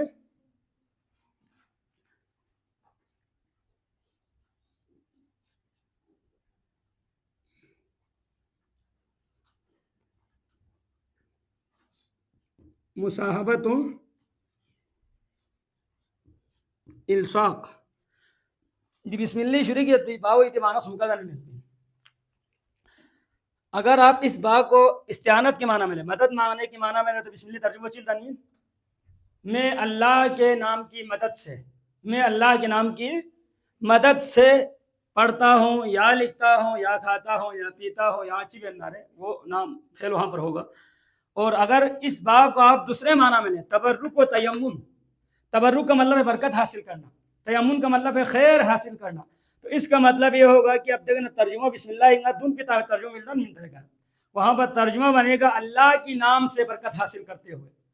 اب بسم اللہ کا دوسرا ترجمہ کیا بنے گا؟ بسم اللہ الرحمن الرحیم کا مطلب اللہ کے نام سے خیر حاصل کرتے ہوئے، اللہ کے نام سے تبرک برکت حاصل کرتے ہوئے میں شروع کرتا ہوں یا کھاتا ہوں یا لکھتا ہوں۔ اب تیسرا معنی لیں، مصاحبت و الصاق۔ مصاحبت کا مطلب ساتھ رہنا، الصاق کا مطلب چپک جانا، کسی چیز کے ساتھ لگے رہنا۔ تو بسم اللہ کا ایک مطلب یہ ہوگا کہ میں اللہ کے نام کے ساتھ جڑتے ہوئے، میں اللہ کے نام کے ساتھ اپنے آپ کو لگاتے ہوئے اس کام کو شروع کرتا ہوں۔ تو یہ بسم اللہ کی با میں 3 معنی ہے، یا یہ مدد کے لیے آئے گا، یا بسم اللہ کی با کا تبرک معنی ہوگا، یا بسم اللہ کی با کا مطلب الصاق ہوگا۔ حضرت علی علیہ السلام کا ایک عجیب جملہ ہے، علی المرتضیٰ کا کہنا ہے، اللہ تبارک و تعالیٰ نے، بڑی عجیب بات ہے غور سے سن لینا، علی المرتضیٰ نے فرمایا ہے اللہ تبارک و تعالیٰ نے آسمان سے کل کتنی کتابیں اتاری ہے؟ نہیں 4 نہیں 104۔ کل آسمانی کتابوں کی تعداد کیا ہے؟ 104۔ اب 104 کیسے بنے گا؟ صحیفے بھی ہے نا، مکمل، جس طرح کی تورات، انجیل، زبور، قرآن کی نہیں بلکہ چھوٹے چھوٹے صحیفے بھی اللہ نے انبیاء پر نازل کیے تھے۔ مثال کے طور پر آدم علیہ السلام پر کل 30 صحیفے نازل ہوئے تھے، حضرت ادریس علیہ السلام پر بھی 30 صحیفے نازل ہوئے تھے، اور حضرت ابراہیم علیہ السلام پر بھی تقریباً 30 یا 40 کے قریب صحیفے نازل ہوئے، اور حضرت نوح علیہ السلام پر تقریباً 10 آسمانی کتابیں آئی تھیں، 10 آسمانی کتابیں آئی تھیں۔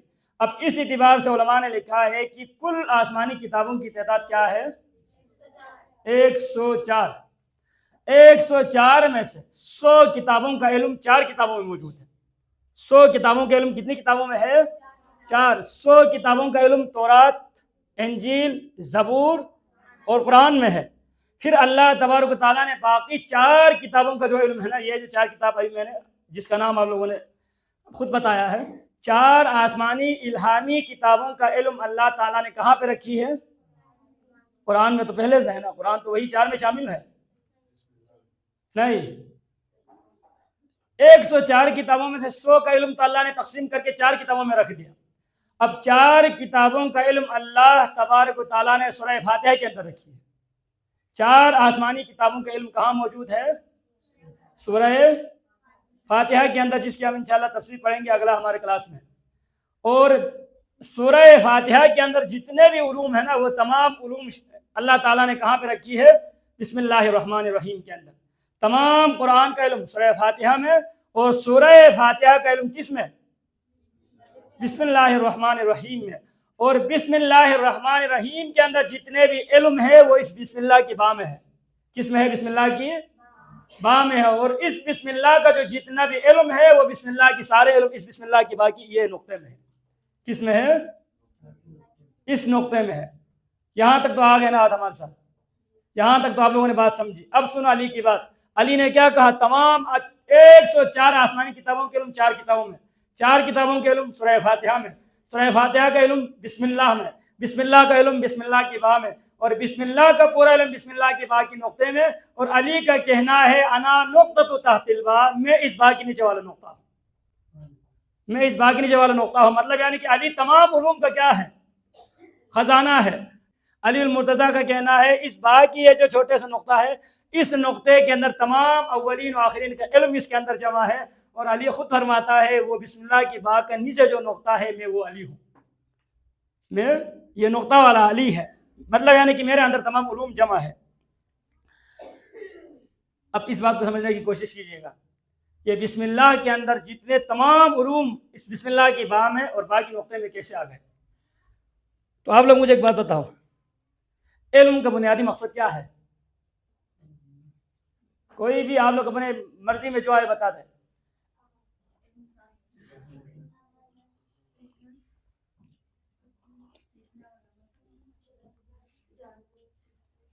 علم کی بنیادی مقصد بچی جاننا، وہ اس کا ترجمہ ہے، مقصد نہیں ہے۔ حاصل کرنا یہ تو علم کی سبب ہے۔ اب علم تو میں کہہ رہا ہوں کہ علم خود کیا چیز ہے۔ چلو ایک یہاں پر کہہ رہی ہے کہ علم کا مقصد عمل کرنا ہے۔ چلو ہم اس بات کو تھوڑی دیر کے لیے ہم بھی مان لیتے ہیں کہ علم کا مقصد کیا ہے۔ اب ایک اور سوال پیدا ہوگا، عمل کا مقصد کیا ہے؟ عمل کا مقصد کیا ہے؟ عمل کا مقصد کامیابی ہے یا نجات ہے، یا کچھ حضرات کا کہنا ہے کہ جنت کا ملنا ہے۔ تو علم کا مقصد عمل ہے۔ عمل کا مقصد کیا ہے؟ عمل کا مقصد کیا ہے؟ عمل کا مقصد کیا ہے؟ اللہ کو راضی کرنا۔ چلو ٹھیک ہے، عمل کا مقصد ہے اللہ کو راضی کرنا۔ تو ہم درمیان سے اس سے ہمیں پتہ چلا کہ علم بذات خود مقصود نہیں ہے۔ علم بذات خود ہمارا مطلب، علم کیوں حاصل کرتا ہے؟ عمل کے لیے نا۔ عمل کیوں؟ اللہ کو راضی کرنے کے لیے۔ تو اس سے ہمیں پتہ چلا علم بھی ہمارا مقصد نہیں ہے، عمل بھی ہمارا مقصد نہیں ہے۔ اصل مقصد ہمارا اللہ کو کیا کرنا ہے۔ اب مثال کے طور پر اللہ تعالیٰ بغیر علم کے کسی پہ راضی ہو تو ہمیں کوئی تکلیف ہے کیا؟ اگر کسی نے 1 رکعت نماز نہیں پڑھی، اللہ نے اس کو جنت میں بھیج دیا، ہمیں کوئی احتجاج کرنے کا حق ہے اس بندے کے خلاف؟ میں اس پہ عجیب واقعہ سناؤں گا، ویسے ضمن مجھے یاد آ گئی ہے۔ تو پہلے اس بات کو ہم سمجھتے ہیں۔ تو بسم اللہ کی اس بات کا مطلب ہوتا ہے مصاحبت و الصاق، یعنی کہ اس بات کے اندر ایک معنی موجود ہے کہ میں اللہ کی نام سے لگ کر، میں اللہ کی نام سے جڑ کر میں کام شروع کر دیتا ہوں۔ جب بسم اللہ کی یہ با آپ کو اللہ سے ملا رہا ہے تو تمام علوم اسی میں تو آ گئے نا۔ ہر علم کا مقصد اللہ سے ملنا ہے، اللہ سے جڑنا ہے، اللہ سے رشتہ مضبوط کرنا ہے۔ اور اللہ سے رشتہ مضبوط کرنے کا معنی اس باب میں موجود ہے، تو پتہ چلا کہ تمام علوم کا مقصد اللہ سے ملنا ہے، اور اللہ سے ملنے کا مفہوم اسی بسم اللہ کے باب میں موجود ہے۔ اب ہمیں پتہ چلا واقعی بسم اللہ کے اندر تمام علوم موجود ہے۔ چلو درمیان میں ایک عجیب واقعہ آ گئے تو اس کو بھی سن لیتے ہیں۔ تاریخ کے اندر ایک آدمی ایسا ہے کہ جس نے 2 رکعت نماز نہیں پڑھی اور سیدھا جنت میں چلے گئے۔ تاریخ کے اندر ایک شخص ایسا بھی ہے جس نے کبھی زکوٰۃ ادا نہیں کی، وہ جنت میں چلے گئے۔ جس نے کبھی حج نہیں کیا وہ جنت میں چلے گئے۔ بلکہ میں تو یہاں تک کہتا ہوں اس آدمی نے کبھی جنابت کا غسل تک نہیں کیا، وہ جنت میں چلے گئے۔ ہے کہ آپ لوگوں کو معلوم کی تاریخ میں یہ کون سا خوش نصیب انسان ہے جس نے 2 رکعت نماز نہیں پڑھی، جس نے 1 روپے کہیں صدقہ نہیں دیا، جس نے کبھی حج نہیں کیا، جس نے یہاں تک کہ وضو اور غسل تک بھی نہیں کیا، اور اللہ تعالیٰ نے اس کو جنت کا پروانہ عطا کر دیا۔ اس بندے کا نام اگر آپ میں سے کوئی جانے تو یہاں پر ہی آپ کو نقد انعام ملے گی۔ سوال پر سمجھ ہونے رہا ہے؟ سولہ بتائیں تاریخ اگر سیرت کتاب سے قبیلے سے ان لوگوں کو تو بخوبی علم ہے کہ یہ کون ہے۔ ہاں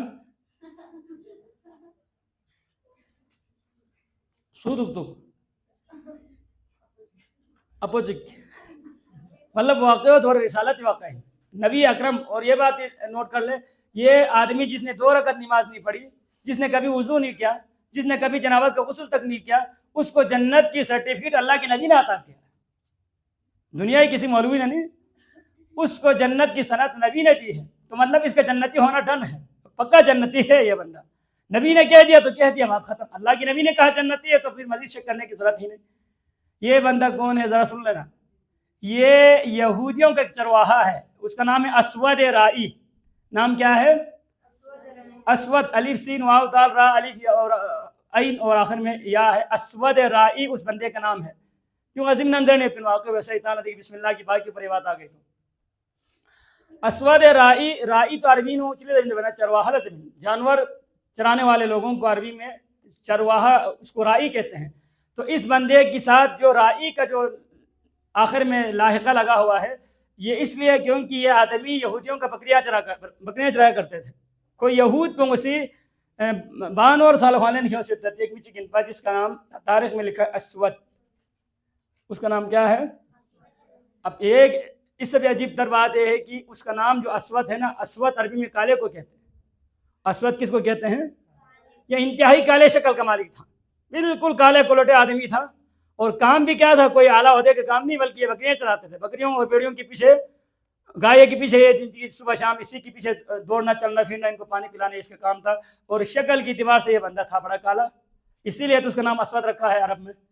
تو یہ بندہ خیبر کے موقع پر، جنگ خیبر کے موقع پر یہودیوں کی جانوروں کو لے کر اپنے قلعے سے، جب خیبر کے قلعے سے باہر نکلا تو وہاں پر ایک اجتماع دیکھی۔ تو اس نے پوچھا کہ یہ کس چیز کی اجتماع ہے؟ تو ایک صحابی نے بتایا یہاں پر مسلمانوں کی نبی موجود ہے اور یہاں یہودیوں سے جنگ کرنے آئے ہیں۔ تو وہ چرواہے کہتے ہیں کہ آخر یہ نبی کیوں ہم سے جنگ کرنا چاہتے ہیں؟ اس کا کیا مطلب ہے؟ تمہارا نبی کدھر ہے؟ تو انہوں نے کہا وہ جو ٹوٹا پھوٹا جو خیمہ ہے نا، اس خیمے کے اندر ہمارا نبی موجود ہے۔ اللہ کے نبی زیادہ پروٹوکول کبھی استعمال نہیں کرتے تھے، اللہ کے نبی سادہ زندگی گزارتے تھے، صحابہ کے بیچ میں اللہ کے نبی ہوتا تھا۔ تو اس خیمے کے اندر جو ٹوٹا پھوٹا ایک خیمہ ہے، اس خیمے کے اندر آپ جا کے دیکھ لیں، وہاں پر ہمارے نبی موجود ہے۔ تو اس نے سوچا یار میں کہاں ایک جانور چرانے والا انسان، میری حیثیت کیا ہے؟ میری شکل دیکھ لے، ویسے بھی لوگ مجھ سے نفرت کرتے ہیں، اور میرے جیسے کم رتبہ والے انسان اللہ کے نبی سے ملاقات کرے، مسلمانوں کے حاکم سے میری ملاقات ہو، یہ کیسے ہو سکتا ہے؟ تو اس صحابی نے کہا آپ کو پریشان ہونے کی ضرورت نہیں ہے، ہمارے نبی دنیا کی عہدے کو نہیں دیکھتا، ہمارے نبی کی نگاہ میں ایمان بڑی چیز ہے، لہٰذا آپ جاؤ نبی سے ملاقات کر لو۔ وہ آ گئے، نبی اکرم کو دیکھا، نبی کے اوپر فریفتہ ہو گئے، نبی کی اوپر انہوں نے ایمان لایا، اور ایمان لانے کی بعد اللہ کے نبی سے کہا اے اللہ کے نبی میں یہودیوں کا چرواہا ہوں، میں یہودیوں کا کیا ہوں؟ میں نے چند بکریاں گائے بھیڑ وغیرہ یہاں پہ ساتھ لے کے آئی ہے، اب میرے لیے کیا حکم ہے؟ اب تو جنگ کا موقع ہے، اس کو ہم خود رکھ لیتے ہیں، کیونکہ میں تو مسلمان ہوگا اور میں آپ کی ہاتھ میں میں نے کلمہ پڑھ لیا، لہٰذا یہ جو جتنے بھی بکریاں ہیں، جتنے بھی بھیڑ ہے گائے ہے، یہ ہم خود رکھ لیتے ہیں۔ نبی اکرم نے کہا نہیں، وعدہ خلافی نہیں کرنی چاہیے، حالت جنگ ہے، نبی کہتا ہے کہ وعدہ خلافی نہیں ہے، تم نے ان سے معاہدہ کیا ہے کہ ان کی جانوروں کی حفاظت کا تم نے وعدہ کر رکھا ہے، لہٰذا تم پہلے جانوروں کو واپس انہی کے قلعے میں ہانک دو، وہاں پہ بیچ دو، پھر تم واپس آ جاؤ۔ تو وہ چرواہا لے کے جاتا ہے جانوروں کو، خیبر کے دروازے سے اندر اس کو بیچ دیتا ہے، پھر اس کے بعد واپس آتا ہے۔ تو نبی اکرم سے پوچھا، اے نبی اب میرے لیے کیا حکم ہے؟ میں نے کلمہ پڑھا لا الہ الا اللہ اشہد ان لا الہ الا اللہ اشہد ان محمد رسول اللہ کہ میں نے کلمے کا اقرار تو کر لیا، اب میرے لیے کیا حکم ہے؟ تو نبی اکرم صلی اللہ تعالیٰ علیہ وآلہ وسلم نے کہا، تجھے معلوم ہے یہ کوئی نماز کا وقت نہیں ہے، تجھے یہ بھی معلوم ہے یہ کوئی حج کا موسم بھی نہیں ہے، اور تجھے اس بات کا بھی علم ہے کہ یہ موقع کسی دوسرے نیک عمل کا بھی نہیں ہے، اب تو ماشاء اللہ یہاں پر جہاد جاری ہے، لہٰذا تلوار اٹھاؤ، جنگ میں شریک ہو جاؤ، جنگ میں شریک ہو جاؤ۔ تو اس صحابی نے کہا، یہ جو ابھی نیا نیا مسلمان ہوا تھا، جس نے صحیح اچھی طرح سے اسلام کو پڑھا بھی نہیں تھا، سمجھا بھی نہیں تھا، تو نبی نے جب کہا تلوار لے کے جنگ میں شامل ہو جاؤ، تو اس نے کہا، اے اللہ کے نبی اگر میں جنگ میں شامل ہو کر مر جاؤں تو مجھے کیا ملے گا؟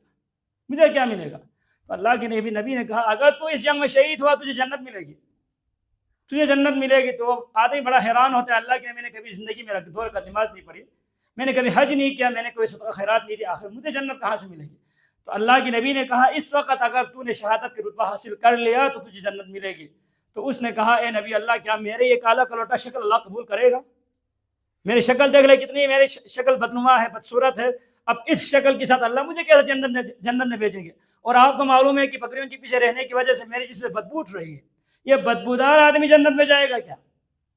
تو اللہ کے نبی نے کہا، تو شہید ہو تو تیری رنگ اللہ تعالیٰ ٹھیک کر دے گا، خوبصورت رنگ میں تجھے تبدیل کر دے گا، اور تیری بدبو خوشبو میں تبدیل ہوگا، تو یہاں سے چلا جا۔ وہ تلوار لے کر نکل گئے، جنگ میں لڑتے لڑتے کیا ہو گئے؟ شہید ہو۔ جنگ ختم ہو گئی، صحابہ نے دیکھا کہ ہمارے مسلمانوں میں کون کون شہید ہوا ہے، شہداء کی لاشیں شناخت کرنے لگے، ڈھونڈنے لگے، تو چند صحابیوں کی لاش تو مل گئی، ایک تیسرے آدمی کی لاش سامنے نظر آئے گی جس کو کوئی بھی نہیں جانتا تھا۔ مسلمانوں نے کہا، اے نبی اللہ ہمارے صحابہ کے بیچ میں ایک ایسے کالے آدمی کی بیچ لاش موجود ہے، پتہ نہیں کہ وہ کون ہے، شاید لگتا کوئی یہودی ہے، ہم میں سے کوئی بھی نہیں جانتا۔ تو اللہ کے نبی نے کہا، ذرا مجھے جانے دو، میں دیکھتا ہوں کہ وہ کون ہے۔ اللہ کے نبی نے جا کے دیکھا تو وہی چرواہا تھا جو شہداء کے بیچ پڑے ہوئے تھے۔ اللہ کے نبی نے اس کو یوں گود میں اٹھایا اور کہنے لگا، اے صحابیو کیا تمہیں معلوم نہیں کہ یہ بندہ جنتی ہے؟ اور تمہیں شاید نظر آ رہی ہو یا نہ آ رہی ہو، لیکن میں محمد بخوبی دیکھ رہا ہوں کہ اس آدمی کو جنت کی فرشتے غسل دے رہے ہیں، اس کی بدبو خوشبو میں تبدیل ہو گئی ہے، اس کی چہرے کی بدصورتی اللہ نے نورانی شکل میں تبدیل کر دیا ہے، یہ ابھی جس نے کلمہ پڑھا اور جنت میں چلے گئے۔ تو یہ وہ تاریخ میں ایک عجیب صحابی ہے جس نے کبھی جنابت کا غسل تک نہیں کیا، اور جنگ میں جا کے وہ شہید ہو گئے، اور اللہ تبارک و تعالیٰ کی نبی نے اس کی جنت کی سرٹیفکیٹ عطا کی، سند عطا کر دی، بندہ جنتی ہے۔ تو مطلب کہنا میں یہ چاہتا تھا کہ یہ بسم اللہ کی با میں کمال یہ ہے کہ بندے کو اللہ سے کیا کر دیتا ہے؟ ملا دیتا ہے، اور جب بندہ اللہ سے مل جائے تو پھر سمجھ لو کہ سب کچھ اسی کا ہو گیا، اللہ کا جو ہے وہ سب کچھ بندے کا بھی ہوگا۔ لہٰذا بسم اللہ کی یہ 3 معنی موجود ہے، کبھی استعانت کے لیے، کبھی تبرک کے لیے، کبھی مساوات کے لیے، آپ جس معنی میں لینا چاہیں آپ کی مرضی۔ اچھا، ایک جزوی طور پر ایک فقہ کا حکم ہے، اس کو بھی سمجھ لیتے ہیں۔ بسم اللہ الرحمن الرحیم، آپ لوگ مجھے پہلے یہ بتاؤ، سورہ فاتحہ کے اندر کل آیت کتنی ہے؟ 7 آیت ہے۔ سورہ فاتحہ کے اندر کل آیت کتنی ہے؟ 1 منٹ، اب یہاں دیکھ لیں،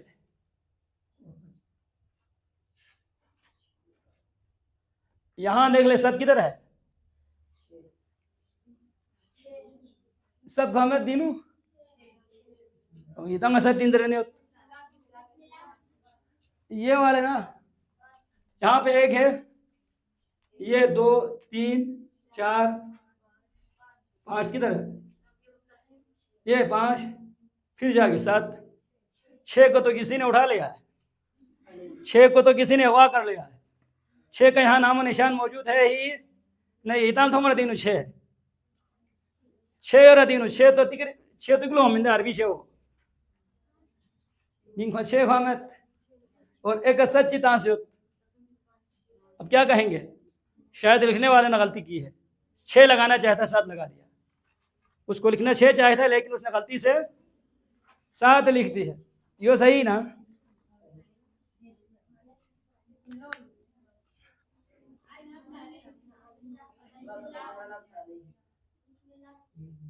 فاتحی 7 آیت جو تو یقینی قرآن بھانگے سورہ حجر نوتی بانی ضرورت بہرحال دیکھ تو ہم ناتاں کرتا ہوں، لیکن دوسرے تو مطان سلطان خامت بسم اللہ کو 1 نمبر بتا خامت yang tanara ziyadati miwa Qur'ani ka e gato za bismillah ta dik bori sobel tanil o di ke bismillah awal ham bismillah khosa matlab kisi Qur'an se khosi naqal bes कहीं किसी कुरान से काफी वैसे नहीं होती कि तासीर खुद इस वैसे से हल गाने शेष है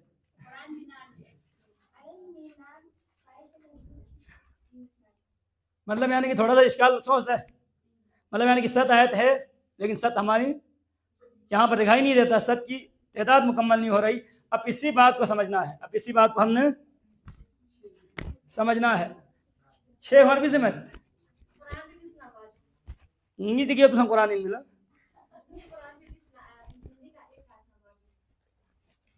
अब देखिए ना दोस्ता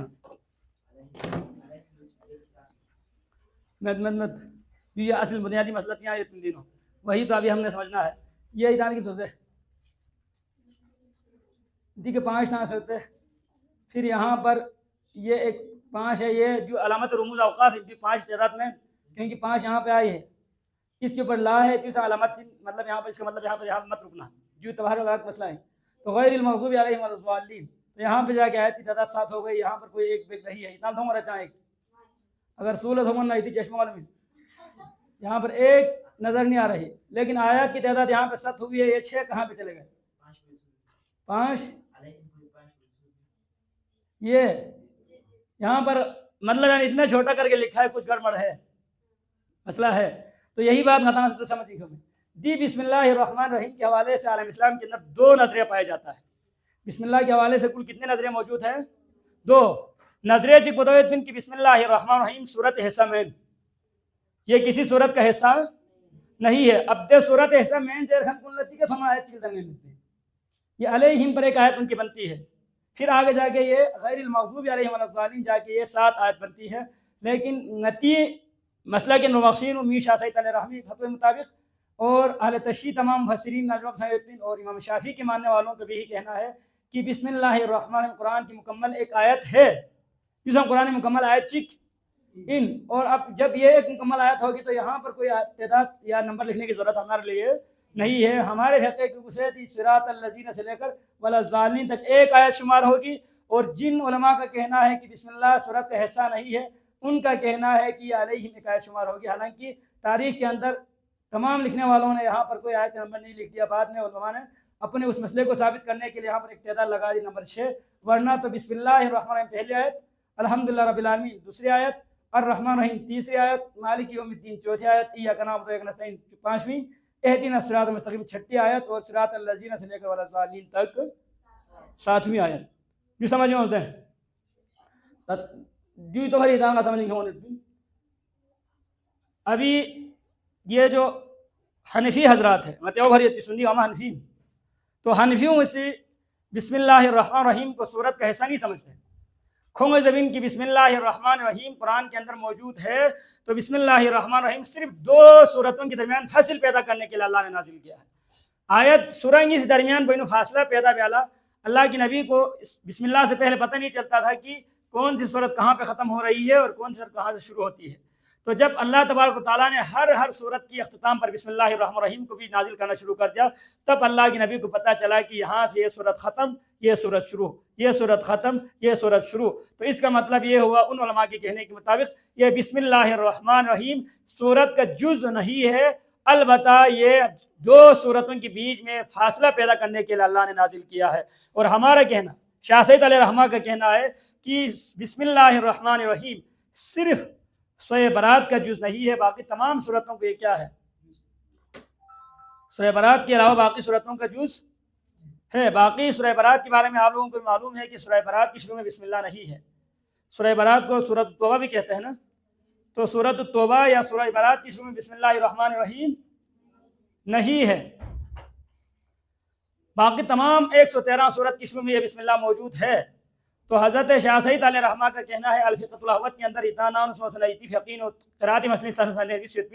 अगर कोई भी शख्स बिस्मिल्लाहिर्रहमानिर्रहीम को सूरत का जुज़ न समझे और खुशी तो ज़ेर ना रहे, सूरत का जुज़ न समझते हुए अगर कोई बिस्मिल्लाहिर्रहमानिर्रहीम को पढ़े तो उसकी नमाज क्या होगी, नाक़िस होगी। उसकी नमाज क्या होगी, ناقص ہوگی، ولا تثمر ثمرۃ کاملہ، قیامت کے دن اس کو اس نماز کی مکمل جزا نہیں ملے گی. لہٰذا غتام سے نام تھی حق بسنارے بسم اللہ صورت جز اندر حیثیت کے ضربن، اور یقین کے ساتھ زبین یہ صورت کا حصہ ہے، یہ مکمل ایک آیت ہے زوال تدبیر تناظر یہاں بسم اللہ الرحمن الرحیم. اچھا جی، لفظ اللہ قرآن میں کتنی بار آیا ہوا ہے؟ قرآن انہوں سب سے زیادہ استعمال ہوئے تلاوت لفظ اللہ سے. سورہ الحمدللہ رب العالمین سے لے کر الجنۃ والناس تک قرآن کی جتنی آیت ہے، کچھ علماء کا کہنا ہے کہ 6666 آیت ہے، کچھ علماء کا کہنا ہے کہ 6236 آیت ہے قرآن میں. چاہے 6236 ہو یا 6666 ہو، مطلب جہاں مطلب آیت کی تعداد جتنا بھی ہو، سب سے زیادہ قرآن کے اندر جو لفظ استعمال ہوا ہے وہ کیا ہے؟ اللہ ہے. سب سے زیادہ لفظ استعمال ہوا ہے قرآن میں اللہ. اب دیکھ لیں، لفظ اللہ قرآن میں تقریباً 2687 مرتبہ استعمال ہوا ہے. قرآن ان کو یہ استعمال ہو سکتا. الحمدللہ رب العالمین کے قرآن سنگ من کو اگر نارسس نہ رہے کیوں گا کم سے کم در ورنہ کچھ علماء نے لکھا ہے 2702 بار استعمال ہو سکتا ہے. 2702 بار، 2687 بار لفظ قرآن میں لفظ اللہ استعمال ہو سکتے ہیں. تو بس عجیب کر دو ان کی حالت مرفوع اللہ، یعنی کہ اللہ کے آخر میں جو ہا ہے اس کی پیش کی شکل میں اللہ ہوئی شکل میں قرآن کل سام باروں سے 980 حالت رفعی سے بنت الادی کے اللہ، یعنی کہ اس ہا کے پر پیش کی صورت میں لفظ اللہ قرآن میں تام بار تو 980 زبین مرفوع اور منصوب، یعنی کہ اللہ اللہ ہاں، یعنی لفظ اللہ کی جو آخری جو چھوٹی سی ہا ہے، اس ہا کے اوپر زبر ہونا دل منصوب زبین دل منصوب. اور اس صورت میں اس شکل میں لفظ اللہ قرآن کے اندر کل 592 بار استعمال ہو سکتے. اور مجرور، یعنی کہ لفظ اللہ کی اس ہا کے نیچے کسرہ ہو، زیر ہو، دل زبین مجرور، تو اس صورت میں لفظ اللہ قرآن مجید کے اندر کل 1125 بار استعمال ہو سکتے. اب یہ سے سن کا جمع آنا رہے جمع آخر بولتا 2687 بار قرآن کے اندر لفظ اللہ استعمال ہو سکتے. یا 10 منٹ خریدنا لو وقفہ. اللہ من الشیطان الرجیم. بسم اللہ الرحمن الرحیم کے اندر اللہ تبارک و تعالیٰ کے دو صفتیں استعمال ہوئی ہے. چیک پوائنٹ الرحمن، چیک پوائنٹ الرحیم. رحمان اور رحیم دونوں کا جو مادہ ہے رحمت سے ہے، را ہا میم، یہ جو حرف اصلی ضرورت اللہ قانون عربی والوں سے. تو الرحمن اور الرحیم دونوں لفظ کا ترجمہ کیا ہے؟ مطلب الرحمن کا ترجمہ بھی رحم فرمانے والا، الرحیم کا ترجمہ بھی رحم کرنے والا. تو یہاں پر ایک سوال پیدا ہوتا ہے، اللہ تبارک و تعالیٰ نے قرآن کی پہلی آیت بسم اللہ الرحمن الرحیم کے اندر ایک ہی صفت کو 2 بار کیوں استعمال کیا؟ سوال سمجھ میں؟ اللہ تبارک و تعالیٰ نے بسم اللہ الرحمن الرحیم، جو کہ ہم نے ابھی بتایا قرآن کی ایک آیت ہے، پہلی آیت بسم اللہ الرحمن الرحیم، اس بسم اللہ الرحمن الرحیم کے اندر اللہ تبارک و تعالیٰ نے رحمت والی 2 صفت استعمال کی ہے، الرحمن الرحیم. اللہ تبارک و تعالیٰ کی صفتوں کی کوئی کمی نہیں ہے. 99 اسماء حسنہ تو ہم سب کو یاد ہے، یا اللہ سے لے کر یا صبور یا ستار تک اتنی اللہ تعالیٰ کی اسماء موجود ہے. تو اللہ تبارک و تعالیٰ نے بسم اللہ الرحمن الرحیم کے اندر کوئی اور صفت استعمال کیوں نہیں کی؟ کوئی اور صفت استعمال کیوں نہیں کی؟ مثال کے طور پر بسم اللہ الرحمن العلیم کہہ دیتے، یا بسم اللہ الرحمن العظیم کہہ دیتے، یا بسم اللہ الرحمن الغفار کہہ دیتے. مطلب یعنی کہ یہ رحیم، کریم، غفار، قدوس، جبار یہ سب اللہ کی صفت ہے. لیکن اللہ تبارک و تعالیٰ نے اسی رحمت والی صفت کی 2 صورتیں یہاں پر استعمال کی ہے. الرحمن کی معنی بھی وہی رحم کرنے والا ہے، الرحیم کا معنی بھی وہی رحم کرنے والا ہے. تو یہاں پر ایک طالب علمانہ سوال ہمارے دماغ میں پیدا ہوتا ہے کہ اللہ تبارک و تعالیٰ نے بسم اللہ کے اندر ایک ہی صفت کو 2 بار استعمال کیوں کیا؟ سوال سمجھ میں سر نکل تو جدے.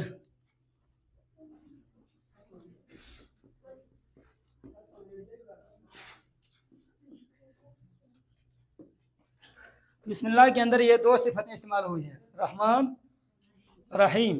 اتنا غور جناب اس میں آدھا گھنٹے کی گلا سننے میں چھٹی. رحمان کے اندر کتنے حروف ہے؟ رحمان کے اندر 5، رحیم کے اندر 4. تو مطلب یعنی رحمان کے اندر ایک حرف زیادہ ہے.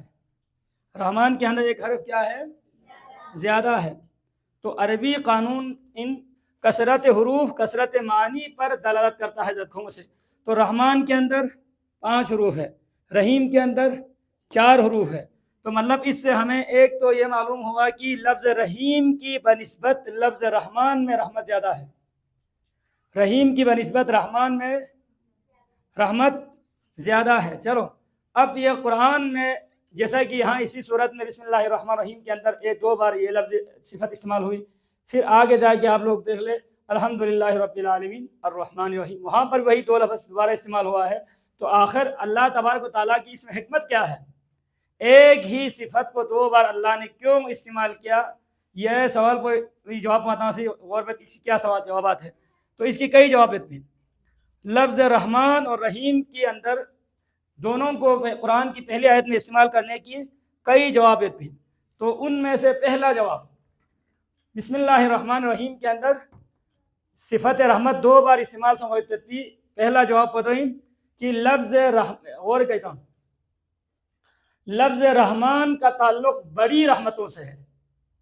رحمان کا تعلق کس سے ہے؟ بڑی رحمتوں سے ہے. جیسا کہ زندگی دینا، علم دینا، صحت دینا، یہ ساری چیزیں انسان بنانا خود اللہ کی ایک رحمت ہے. تو رحمان کا تعلق ہے بڑی نعمتوں سے اور الرحیم کا تعلق ہے چھوٹی نعمتوں سے. تو بسم اللہ نے ہمیں ایک پیغام دیا کہ اللہ تبارک و تعالیٰ سے بڑی رحمتیں بھی مانگو، اللہ سے چھوٹی رحمتیں بھی مانگو. تو رحمان اور رحیم میں ایک فرق یہ ہے. دوسرا فرق، الرحمان کا تعلق دنیا سے ہے، الرحیم کا تعلق آخرت سے ہے. الرحمان کا تعلق دنیا سے ہے، الرحیم کا تعلق آخرت سے ہے. جیسا کہ اوراد عصریہ کے اندر آپ لوگ جن کو یاد ہے ان کو پتہ ہے کہ یا رحمان الدنیا یا رحیم الآخرہ، یا رحمان الدنیا یا رحیم الآخرہ. تو لفظ رحمان کے اندر کثرت کی معنی موجود ہے جیسا کہ ہم نے پہلے سمجھایا. تو رحمان کا تعلق دنیا سے ہے، رحیم کا تعلق آخرت سے ہے. ایک بندے کی دماغ میں یہ سوال آ سکتا تھا، اے اللہ تو نے دنیا کے اندر تو اتنی نعمتیں ہمیں عطا کر رکھی ہے، لیکن قیامت کا کیا ہوگا؟ تو اللہ نے کہا الرحیم کہہ کر اشارہ کر دیا، بندے قیامت کی دن بھی میرے رحمت تجھے ملے گی، میری رحمت سے تو مایوس مت ہونا. تو لفظ الرحمن میں دنیا کی رحمتوں کی طرف اشارہ ہے، الرحیم میں آخرت کی نعمتوں کی طرف اشارہ ہے. 2 فرق. تیسرا فرق، الرحمن وہ ذات جو مانگنے پر عطا کرے، جو مانگنے پر عطا کرے اس کو کیا کہتے ہیں؟ رحمان. آپ نے اللہ سے کوئی چیز مانگی، اللہ مجھے صحت دے، اللہ مجھے علم دے، اللہ مجھے نوکری دے، اللہ مجھے فلاں میں مصیبت حل فرما دے. آپ نے دعا مانگی، اللہ نے دعا قبول کر لی. تو الرحمن کا ایک مطلب ہے مانگنے پر دینے والا، مانگنے پر دینے والا. اور الرحیم کا معنی نہ مانگے تو ناراض ہونے والا. الرحیم کا مطلب کیا ہے؟ نہ مانگنے پر اللہ ناراض ہوتا ہے، بندہ مجھ سے کیوں نہیں مانگتا. اب یہاں سے ایک بات آپ لوگ اچھی طرح سے نوٹ کر لے، یہی اللہ اور دنیا کے بادشاہوں کا فرق ہے. دنیا کی بادشاہ سے ایک بار مانگے کچھ دے گا، دوسری بار مانگے پھر تھوڑا کم دے گا، تیسری بار مانگے اس سے کم دے گا، چوتھی بار پھر اسی کے دروازے پہ اگر چکر لگ گیا نا تو پھر آپ کو چکرا کے چھوڑ دے گا، پھر آپ کو وہاں سے بھگا دیں گے، دروازہ بند کرے گا آپ کا. لیکن اللہ وہ ذات ہے کہ جتنی بار اللہ سے مانگو اللہ خوش ہوتا ہے، اور نہ مانگنے پر اللہ کی ذات ناراض ہوتا ہے. تو مانگنے پر دینے والے کو کہتے ہیں رحمان، اور بن مانگے بغیر جو اللہ سے سوال نہیں کرتا، اللہ سے مانگتا نہیں، اس پر اللہ ناراض ہوتا ہے، اس کو کہتے ہیں رحیم. یہ تیسرا فرق ہے. اور رحمان اور رحیم کے اندر ایک اور فرق، الرحمن کے اندر اللہ تبارک و تعالیٰ مجرموں کو گناہوں سے معافی دینے والا، گناہ گاروں کو معافی عطا کرنے والا. الرحیم کا مطلب مومنوں پر رحمت کرنے والا، اولیاء اللہ پر کرم کرنے والا، خدا کے مقربین پر رحمت کی بارش برسانے والا. تو الرحمن کا تعلق پوری دنیا سے ہے، مسلمان ہو، غیر مسلم ہو، یہودی ہو، اللہ کو ماننے والا ہو، اللہ کے منکر ہو، دنیا کے اندر ہر کوئی اللہ کی رحمت سے فیض اٹھا رہا ہے، اللہ کی رحمت سے فائدہ لے رہا ہے۔ لیکن رحیم کا تعلق یعنی کہ اللہ تبارک و تعالیٰ مومنین کو انوارات الہی سے نوازتا ہے، یہ بھی ایک فرق ہے الرحمن اور الرحیم میں۔ ایک اور فرق، الرحمن دنیا کے اندر یہ ہے نا، اللہ اگر کوئی کسی کو رحمت کرتا ہے، کسی کے اوپر کوئی رحم و کرم کرتا ہے تو مسلسل تو نہیں کرتا نا، تو انسان کے دماغ میں ایک سوال پیدا ہوتا ہے، یا اللہ تو نے مجھے رحمت تو عطا کر دی، پتہ نہیں یہ رحمت مجھے باقی رہے گا بھی نہیں رہے گا، اس نعمت کا سلسلہ پتہ نہیں کہاں پہ جا کے ختم ہوگا، یہ نعمت میرے لیے ہمیشہ بھی ہوگا یا کبھی کبھار کے لیے ہوگا۔ تو اس سوال کا جواب بسم اللہ الرحمن الرحیم نے ہمیں دیا کہ اللہ الرحمن ہے، رحمتیں دینے والا، الرحیم کا مطلب ہے مسلسل رحمتیں دینے والا۔ اللہ تبارک و تعالیٰ آپ کو صرف آج نہیں، کل نہیں، پرسوں نہیں، اللہ جب رحمت دیتا ہے تو مسلسل رحمتیں عطا کر دیتا ہے۔ اس لیے بسم اللہ کے اندر اللہ کی دو صفتیں رحمان اور رحیم استعمال ہوئی ہے۔ اچھا جی، یہاں پر ایک بات سمجھ لے، بنیادی طور پر انسان کی ناموں کی دو قسمیں ہیں، کسی بھی چیز کے نام کی کل کتنی قسمیں ہیں؟ دو قسمیں ہیں، ایک ہے اسم ذاتی، ایک ہے اسم صفاتی، ایک ہے اسم ذاتی، ایک ہے اسم صفاتی۔ ذاتی کا مطلب وہ نام جو والدین نے رکھی ہے، اس کے اندر کوئی معنی ملحوظ نظر نہیں ہوتا۔ مثال کے طور پر میرے والدین نے میرا نام رکھا نور، تو اس نام کے رکھنے میں والدین نے اس بات کو نہیں سوچا کہ اس کے اندر نور ہے یا نہیں ہے، روشنی دیتا ہے نہیں دیتا ہے، اس چیزوں کا کوئی تصور نہیں ہے، بس ایک نام رکھ دیا پہچان کے لیے۔ تو یہ لفظ نور میرا ذاتی نام ہے، لیکن کچھ صفاتی نام ہے صفت کی بنا پر۔ مثال کے طور پر میں لکھتا ہوں تو لکھنے کی وجہ سے مجھے کاتب کہے مثال کے طور پر، یا میں تقریر کرتا ہوں، تقریر کی وجہ سے مجھے مقرر کہے، یا میں خطبہ دیتا ہوں، خطبے کی وجہ سے مجھے خطیب کہے، یا میں درس دیتا ہوں، درس کی وجہ سے مجھے مدرس کہے۔ تو یہ خطیب، یہ مقرر، یہ مدرس، یہ کاتب، یہ جتنے بھی صفات ہے یہ صفاتی نام ہے جو کسی نہ کسی صفت کی بل بوتے پہ استعمال ہوتا ہے۔ تو بسم اللہ الرحمن الرحیم کے اندر اللہ کا ایک نام ذاتی ہے، دو نام صفتی ہے۔ ایک نام کیا ہے؟ وہ کیا ہے؟ اللہ ہے، اور دو نام صفاتی ہے، وہ کیا ہے؟ الرحمن اور الرحیم۔ چلو جی، بسم اللہ الرحمن الرحیم پر حضرت بشر حافی ایک تصوف کا بزرگ ہے، اس کا ایک واقعہ کتابوں میں لکھا ہے، میں وہ واقعہ بھی آپ لوگوں کو سنا دیتا ہوں تاکہ کم سے کم ہمارے اندر بھی بسم اللہ کی احترام کا جذبہ پیدا ہو۔ حضرت بشر حافی رحمۃ اللہ علیہ یہ شرابی تھا۔ یہ کیا تھا؟ شراب کی کسی کارخانے میں یہ کام کرتا تھا۔ نیکی عبادت اللہ تعالیٰ کے آگے جھکنے کا تصور بھی نہیں تھا اس میں، شرابی تھا نا، انتہائی مستی کی زندگی تھی، شراب دبا کے پیتے تھے، اور یہ شراب کی کسی کارخانے میں کام بھی کرتے تھے۔ ایک مرتبہ یہ حضرت بشر حافی رحمۃ اللہ علیہ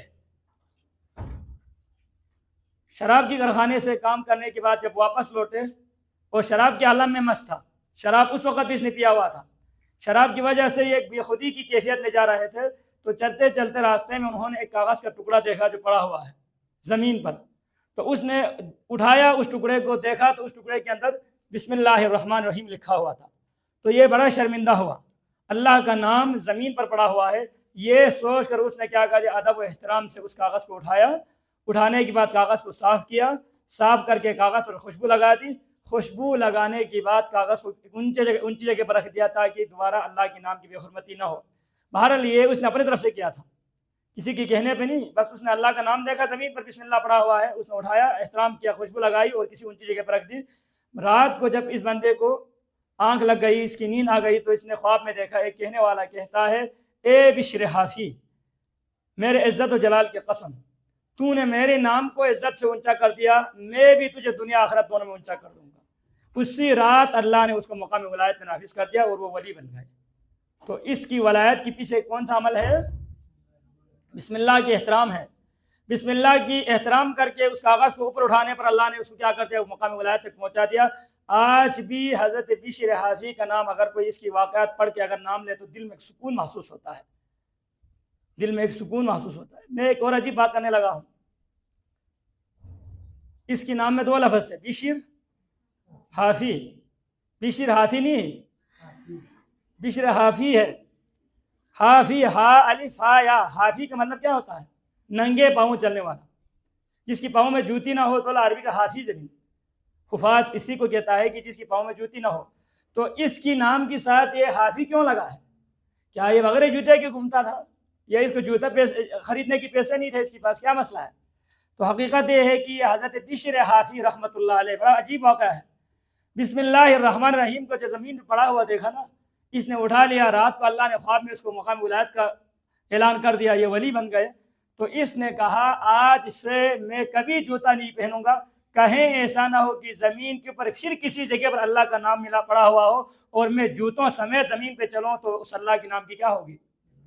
بے حرمتی ہوگی۔ اس نے قسم اٹھائی، اور اس کی بات سے لے کر یہ بندہ جس نے کبھی بھی جوتا نہیں پہنا، تاریخ میں اس طرح کے عجیب عجیب بزرگ گزرے ہیں، اس نے پھر جوتا کبھی بھی، ہمیشہ ننگے پاؤں رہتے تھے۔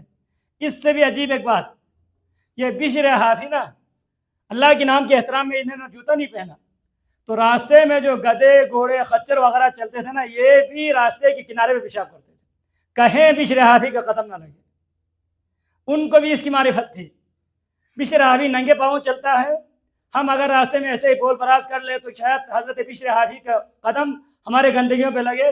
تو تاریخ میں لکھا ہے، سیرت کی کتابوں میں لکھا ہے، بشر حافی جب تک زندہ رہے یہ گدے گھوڑے خچر وغیرہ بھی راستے کے کناروں میں پیشاب کیا کرتے تھے تاکہ کہیں بشر حافی کا قدم نہ لگے۔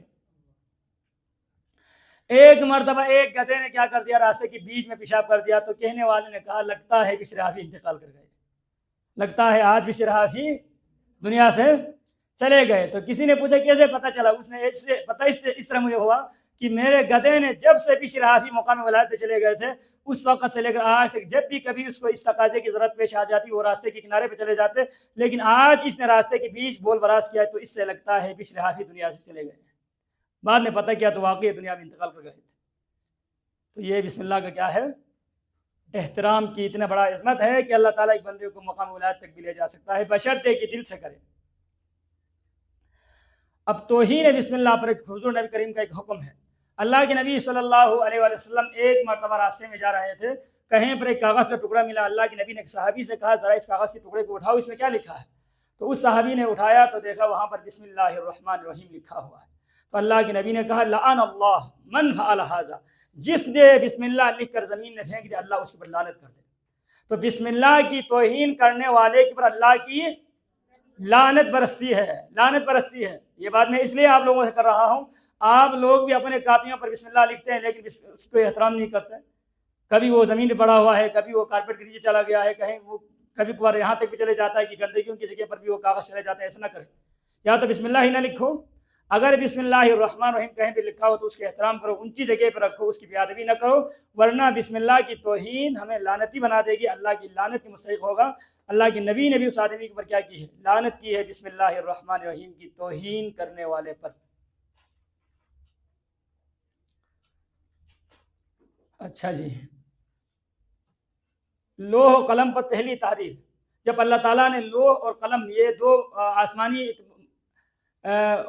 عرش کرسی کے مقابلے میں ایک جگہ ہے، اس جگہ کو اللہ نے جب پیدا کر دیا تو اس کی پیشانی پر، لوح اور قلم کی پیشانی پر جو سب سے پہلی چیز لکھی ہے وہ کیا ہے؟ بسم اللہ الرحمن الرحیم۔ اور حضرت آدم علیہ السلام کو جو سب سے پہلے وحی ہوئی وہی بسم اللہ الرحمن الرحیم ہی کا ہوا ہے۔ اور بسم اللہ فرشتوں کی تسبیح ہے، آسمان کے فرشتے، عرش الہی کے فرشتے سبحان اللہ و بحمدہ کے ساتھ ساتھ ہمیشہ بسم اللہ الرحمن الرحیم کا ورد کرتے ہیں۔ تو جو آدمی اپنے زندگی کے کاموں میں بسم اللہ الرحمن الرحیم کثرت سے پڑھے تو در حقیقت وہ فرشتوں کی ہم نوا بن جاتا ہے، فرشتوں کی ساتھی بن جاتا ہے۔ اب یہاں پر ایک بات اور عجیب بات ہے، بسم اللہ میں لفظ اللہ موجود ہے نا، ابھی تو ہم نے لفظ اللہ پر بات ہی نہیں کی۔ آپ لوگ یہاں ادھر دیکھ لیں ذرا،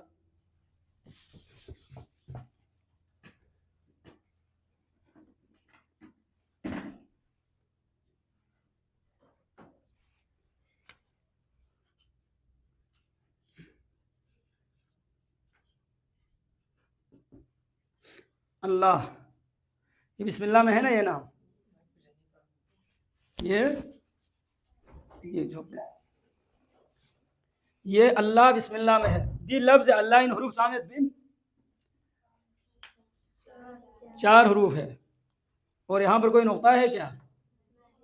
لفظ اللہ ان نقطہ ہوتا چاہوں تو سیطان پھنس ہے. لفظ اللہ ان نقطہ مت، تو اس سے آپ کیا سمجھیں؟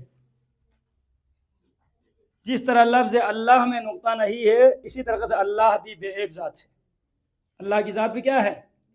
بے عیب ہے. یہ لفظ اللہ کی ذات ہر نقص سے، ہر خرابی سے، ہر کمی سے پاک ہونے کا اشارہ ہمیں یہ لفظ اللہ خود بتا رہا ہے.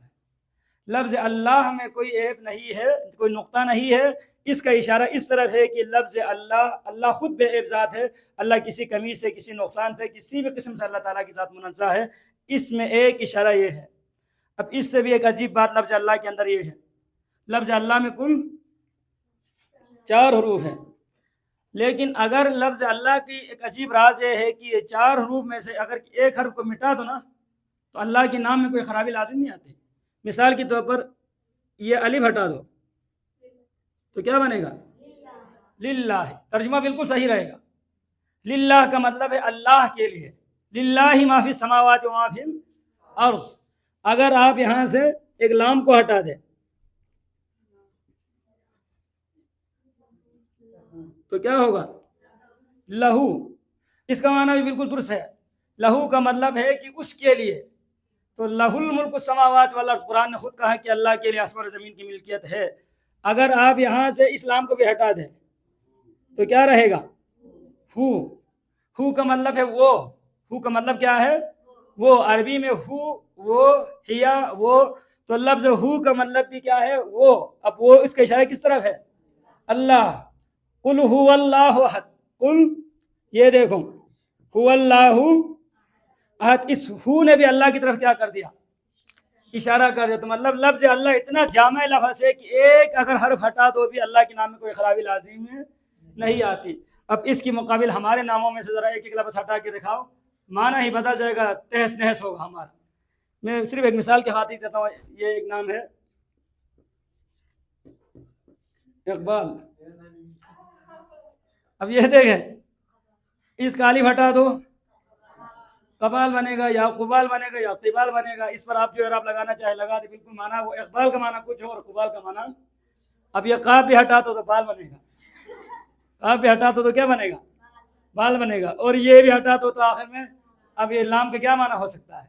لہٰذا انسان کے ناموں میں میرا ہی نام مراد ہے یہاں پر. اب یہ ہے نون ہٹا دو کیا رہے گا؟ اب یہ واو بھی ہٹا دو. اگر آپ درمیان سے واو کو ہٹا دے اور را اور نون کو رکھ دے تو کیا ہوگا؟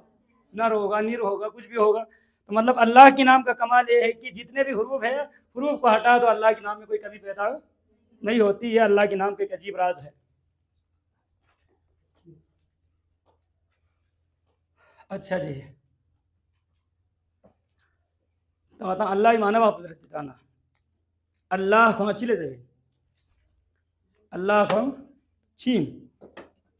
اللہ تبارک و تعالیٰ تعریف سے متوس کئی تعریف ہے. ان میں سے ہم چند تعریف آپ لوگوں کو بتا دیتے ہیں. نمبر 1، اللہ اس کائنات کے خالق اور مالک کا اسم ذاتی ہے. اس میں مطلب ذاتی نام ہے اللہ. اور اللہ کا مطلب کیا ہے؟ وہ ذات جو تمام کمال صفات کا جامع ہو، جس کے اندر ہر کمال موجود ہو، اور موجود بھی صرف عام حالت میں نہیں بلکہ کمال کے ساتھ موجود ہو. تو پہلا اس کا مفہوم یہ بنا، اللہ وہ ذات ہے جس کے اندر تمام صفات کمال جمع ہو. ایک لفظ اللہ کا دوسرا معنی، لفظ اللہ کا ایک مطلب ہے معبود.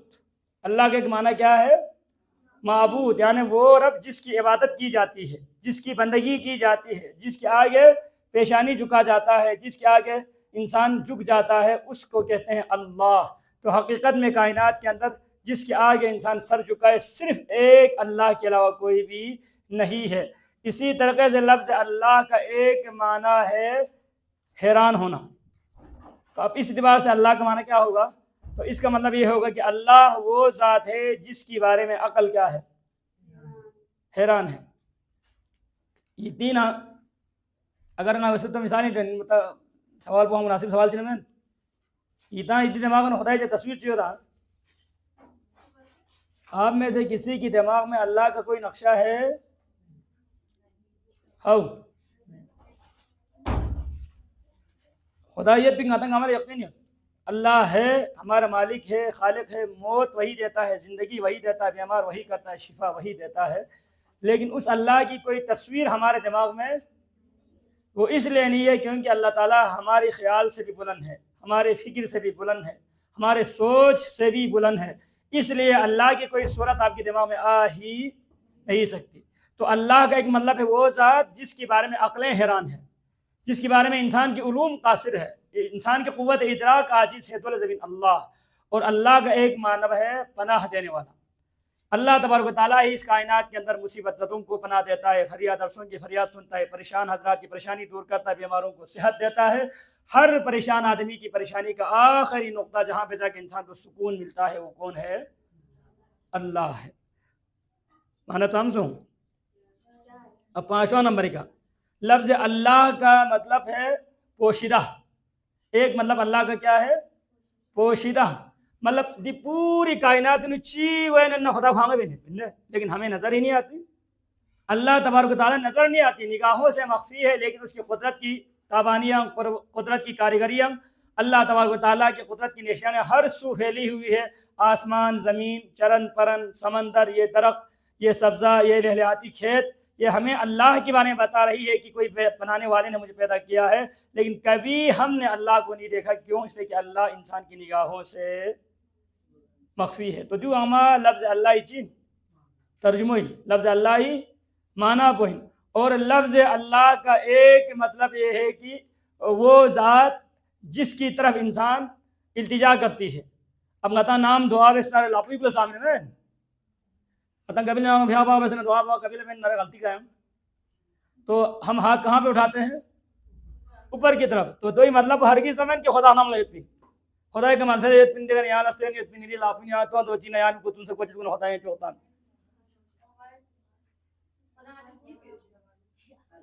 خدا یہ نہیں بھی پیال پتہ ہے یہ ریس نہیں بھی خدا کی سامنے معرفت ہے تو غلطی پہ سمجھ خدا کائنات ہر جگہ کے ہر جگہ پر اللہ موجود ہے۔ یہ پھر مطلب ہے کہ خدا دماغ میں مجھے میں، لہٰذا کبھی بھی اللہ کے بارے میں سوچنے کی کوشش مت کرو۔ نبی اکرم صلی اللہ علیہ وسلم حدیث کی تفکروا فی آلاء اللہ ولا تفکروا فی اللہ ضرورت، اللہ کی نعمتوں میں غور بس نمی بارینو سے بارینو اللہ کی تخلیق میں تو غور کر، لیکن خود اللہ کے بارے میں کبھی غور کرنے کی کوشش نہ کرنا۔ ایک مرتبہ نبی اکرم نے ارشاد فرمایا انسان کبھی کبھار گمراہ تھا مجھے شیطان ہر چک سمائیں خود چیبن سب سے پہلے دماغ سوال چک پیدا بین کیا سوچ چھوس کیا گانو بن ماتا چیز غتیس نہیں پوچھ رکھتی ماتا آتا مول اس کے رہتے ہیں کیا گانو بن ماتا چیز بین متے آتا مول اس کے متے آتا مول گانو دو کتے آتا مول اس کے متے آتا مول دو کتے آتا مول اس مطلب آتا ہوں گزرے گرے گرے گرے گرے آخر آدم علیہ السلام کے سنت دے آخری آتا ہوں مسئول اس کے آدم علیہ السلام آدم سوت چھوس خدا سوت چھوس دیکھت ہم پھر سوال پتر روکائی بھی کچھ یہاں پر جا کے اللہ کے نبی نے کہا مزید آگے سوال نہیں کرو، یہاں پر جا کے لا الہ الا اللہ یرید بیستا دین سوال سے اگر گاسی دماغ عمر نارد بھی شیطان ہی رہتے ہر وین گمراہ کرنے کی سازشیں۔ لہٰذا جب کسی کی دماغ میں یہ سوال پیدا ہو کہ اللہ کدھر ہے، اللہ کہاں ہے، اللہ کیسے ہے، اللہ کب سے ہے، اللہ کہاں تک ہے، اللہ کی رنگ کیا ہے، اللہ کی جہت کیا ہے، اللہ کا مکان کیا ہے، جب سوالات میں دماغ عمر یہاں فوراً چمن سر جھکا کے لا الہ الا اللہ لا الہ الا اللہ پڑھنا ہے بس، اس کی کوئی جواب مت دماغ میں یو میں نہیں دماغ پھٹائی ہوئی یہ دنیا کی بڑے بڑے عقلاء اس کا جواب نہیں دے سکے یا نہ نزدیک پلچ سے پتہ ہو۔ باقی آپ کا یہ کہنا کہ میری سوال جواب میں خدا غائب نہیں ہوتا کہ خدا ہر جگہ کے جیسے، تو اس کو ایک سادہ سے مثال میں سمجھ لے کہ جس طرح کائنات میں ہر جگہ پر ہوا پھیلی ہوئی ہے ہمیں نظر نہیں آتی، اسی طریقے سے اللہ کی قدرت ہر جگہ پر موجود ہے ہمیں نظر نہیں آتی۔ نیت لاپو گلن تھوں نظر میں اتالا نظر وہ اتالا کوئی نہیں ہوتے میرے ہاتھ حرکت میں ہے اتالا تھوں، اب یہ ہاتھ کی حرکت کے پیچھے میرے روح ہے یہ روح پوسیں گی بول حرکت میری بولنے کی جو قوت ہے جو میں زبان سے بات کر رہا ہوں اس کے پیچھے میرے روح نے میرے کیا کر رہی ہے بات کرنے کی مجھے صلاحیت دے رکھی ہے۔ اگر نیر کوئی نہ روح کو تو سیبیو نہ غلط آپس میں نہ غلط تانگن میں نہ غلط کڑتا میں نہ ذرے مین میں غلط میں اتال سمین میں غلط جامعت میں اتال غلط جامعت میں تو اتنا غلط ہے نہ رے اتنا بے نہ رے اتنا سنا بے نہ رے یہ ساری چیزیں آپ کی روح کی قدرت ہے، کبھی روح تھوک نہیں آنے والا، تھوک نہ روح یہاں ہسپتال سے اگر وہ مشینوں کے اندر یہاں خود یہاں داخل بھی ڈاکٹروں سے کہتے کہ میری روح کی کوئی ایکسرا مجھے نکال کے دے دے، تو وہ ڈاکٹر حضرات پریشان ہو جائیں گے کہاں سے دیں گے؟ روحیت بن مت پہ قائد پہ رکے گیا کہ پہ ہاں جھک سکے گا دوسرے روح پتہ پہ رہتا ہے ہمیں ساتھ رہتے ہیں ساتھ رہتے گائے رکویں گے کہ ہاں ہاں کوئی پورا کوئی رال کی کہانی سے تک روح کھورن یہ نہ تو خدائی حیثیت کی کائنات روح تو سے اس پوری کائنات کے لیے اللہ کی وجود کیا ہے؟ ایک روح ہے جو نظر نہیں آتی، لیکن پوری کائنات کا قدرت، پوری کائنات کی تبدیلیاں، موسموں کا تبدیلی، ہوا کا آنا جانا، دن رات کی تبدیلی، سب اسی روح اعظم کی بنیاد پر ہوئے ہیں. یو بھری غتی صوفیہ کرام اسی غتی بزرگان دین اسی خدا لذیذ ہے روح اعظم ذریعہ اور بڑا روح اس کائنات کے اندر، پوری کائنات اسی اللہ کے اشاروں پہ چلتی ہے. سو غزر جو چلو آخر بھی انکڑ چیزیں نہ آتا ہے بسم اللہ حوالے سے کرتا ہوں اتنا جلدی بازی میں بیستا میں سے اگر اتنا سے یہاں پیس جلدی بازی پیس دو رکو پچک بین پیس خودتا میں نہیں تفسیر وفسیر چاہ سمجھیں صرف دبا کے بین کے بس نہ رہے اتنا چاہ مزہ سمجھیں باقی لہجو سن جتنے سورے تو پھر کیونکہ اکثر ہے ذرا تو پیاتا سمجھ سنا تو سے ہم نام کا نان سٹاپ سمجھ تو ہری چھن چیتی تھی کرو بالکل معقولی نہیں اتنا سمجھ بلکہ باقی سا کچھ جگہوں پر غلطی ہوں سیری لہجو سن 16 ویسے بنا لیکن غلط ہوا مت تھا پھر بھی اتنی کہ کافی کوشش میں نے چھن کنٹرول یاد کرتا ہوں. تو خداوند عالمی لفظ ہے بسم اللہ الرحمن الرحیم کے اندر 3 صفتیں استعمال سن سے 3 صفتیں بس یوم ایتان بوٹ کی بات آخر ایتان لطیفہ چیزیں نہیں چھوٹی ان بواہر والے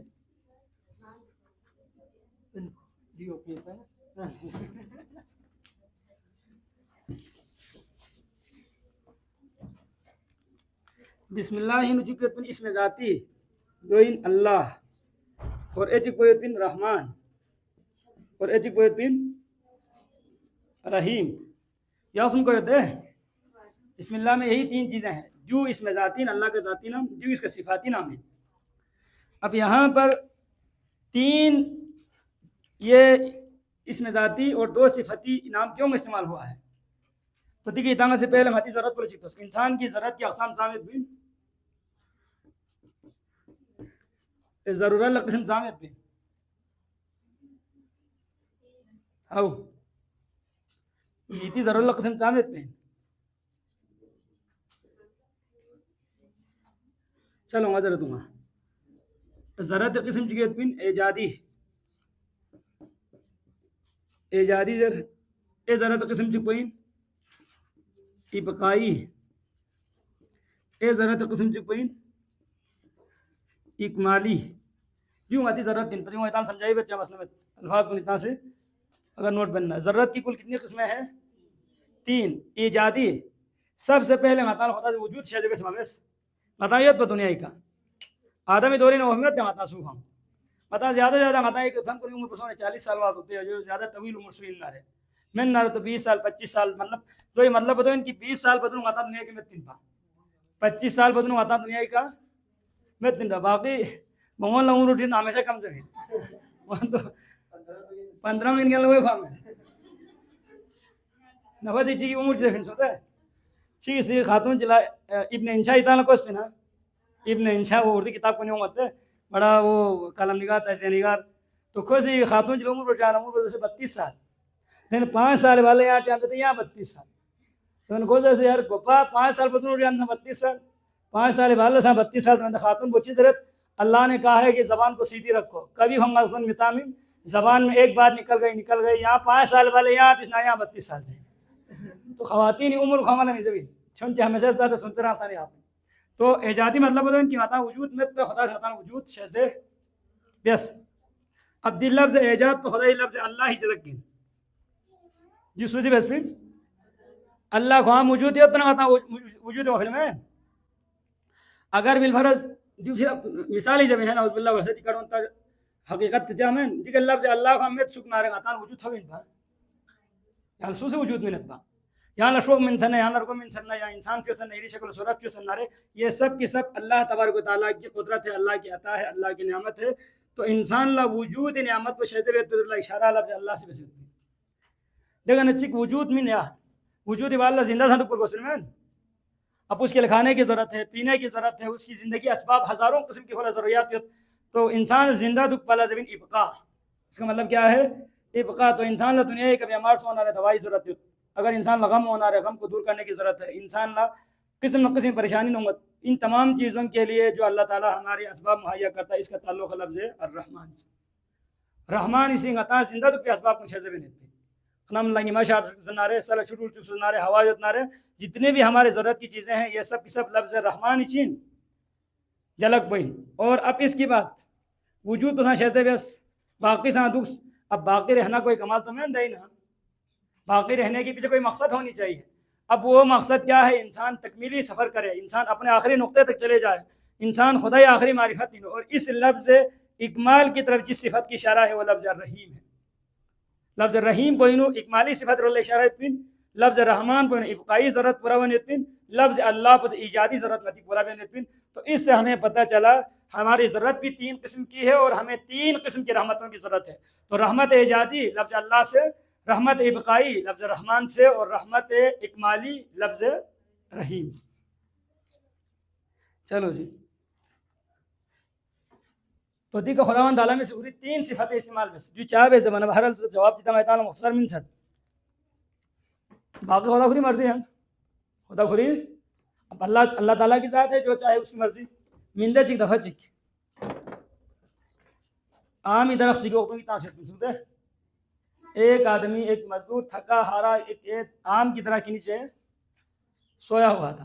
تو کھوتے کا پھر وہاں سے نا کوئی گان لگتے ہیں تو کھولا دے آم ہی کے تدبیر ہن تھو سکتے پھل فروٹ کون تھو سکتے تو مجھے نے کھولا خود دماغ میں سوال پیدا سو سکتے اللہ سے سانجو روچو جی ویسے چک خدا ہن عالم میں سانجو چاہے سمجھ میں ہوئے تدبیر پتہ نہیں اللہ نے کیوں کیا پی چھوگو آمی درخت پی کے بھاؤں ہم تانون کل ست اور یہ تربوز کن لطو اتنا چھوگو ہو تو تربوز کن شعار کن دے بھاؤں ہم پتہ نہیں اللہ نے یہ کیوں کیا یہ سمجھ میں جو ایتان تو ہر جن اتنی کیوں کہ کائنات میں جو بھی ہے حکمت خداوندی سے خالی اللہ نے بسم اللہ کے اندر ایک اس میں ذاتی 2 صفاتی نامی اللہ کے کس کے اندر کوئی کمال اور حکمت اتنی تو دین یہ اللہ سمجھت کہ خداوند عالم سے چھوگو آمی درخت پی کے تربوز کلچار اتما اور دی تربوز شعار کو نکاتی شاہ کو نکا عام کلچار اتما چاہ زمانہ تربوز شعار کو سنتے اور عامی طرح کملانا میں خور بھی چھوگو آمد تو یہ سمجھ میں نہیں آتا. اتنے بڑے درخت پر اللہ تعالیٰ نے چھوٹے چھوٹے آم لگا رکھا ہے اور سنتے سنتے وہ شاخوں پر اللہ نے اتنے بڑے تربوز 2 3 4 کلو کا تو یہ سمجھ میں نہیں آتا. کوئی ہو پھر دماغ میں سمت آنے اتنے کی خدا دیجی بیس میں دوسرے 2 ذری من میں گلنا دفلوں واسے عام تھی بودھی ہونے چو دے بھی پلو وچارے ہو سکتے دیکھے وہ بجن اللہ مبلا سے پروردگار یہاں شیط دوں گا نہ وشیش میں گلنا اگر تربوز تو سے کل یہ تو دین تجنات ہونے نے سکے کر تو یہاں نشیس من کی واقعہ آگے تک ہم عام چکل اگر یہ کہ تربوز سوچ دیں گی وہ ہو سنا دین تو جنازہ ہو سکے کر تو اللہ کائنات میں جو بھی کرتا ہے حکمت سے کرتا ہے لہٰذا تعالیٰ حکمت خداوندی سمجھ منہ میں تو متی عقل کمزوری ورنہ کائنات کی کوئی بھی چیز حکمت سے خالی نہیں ہے.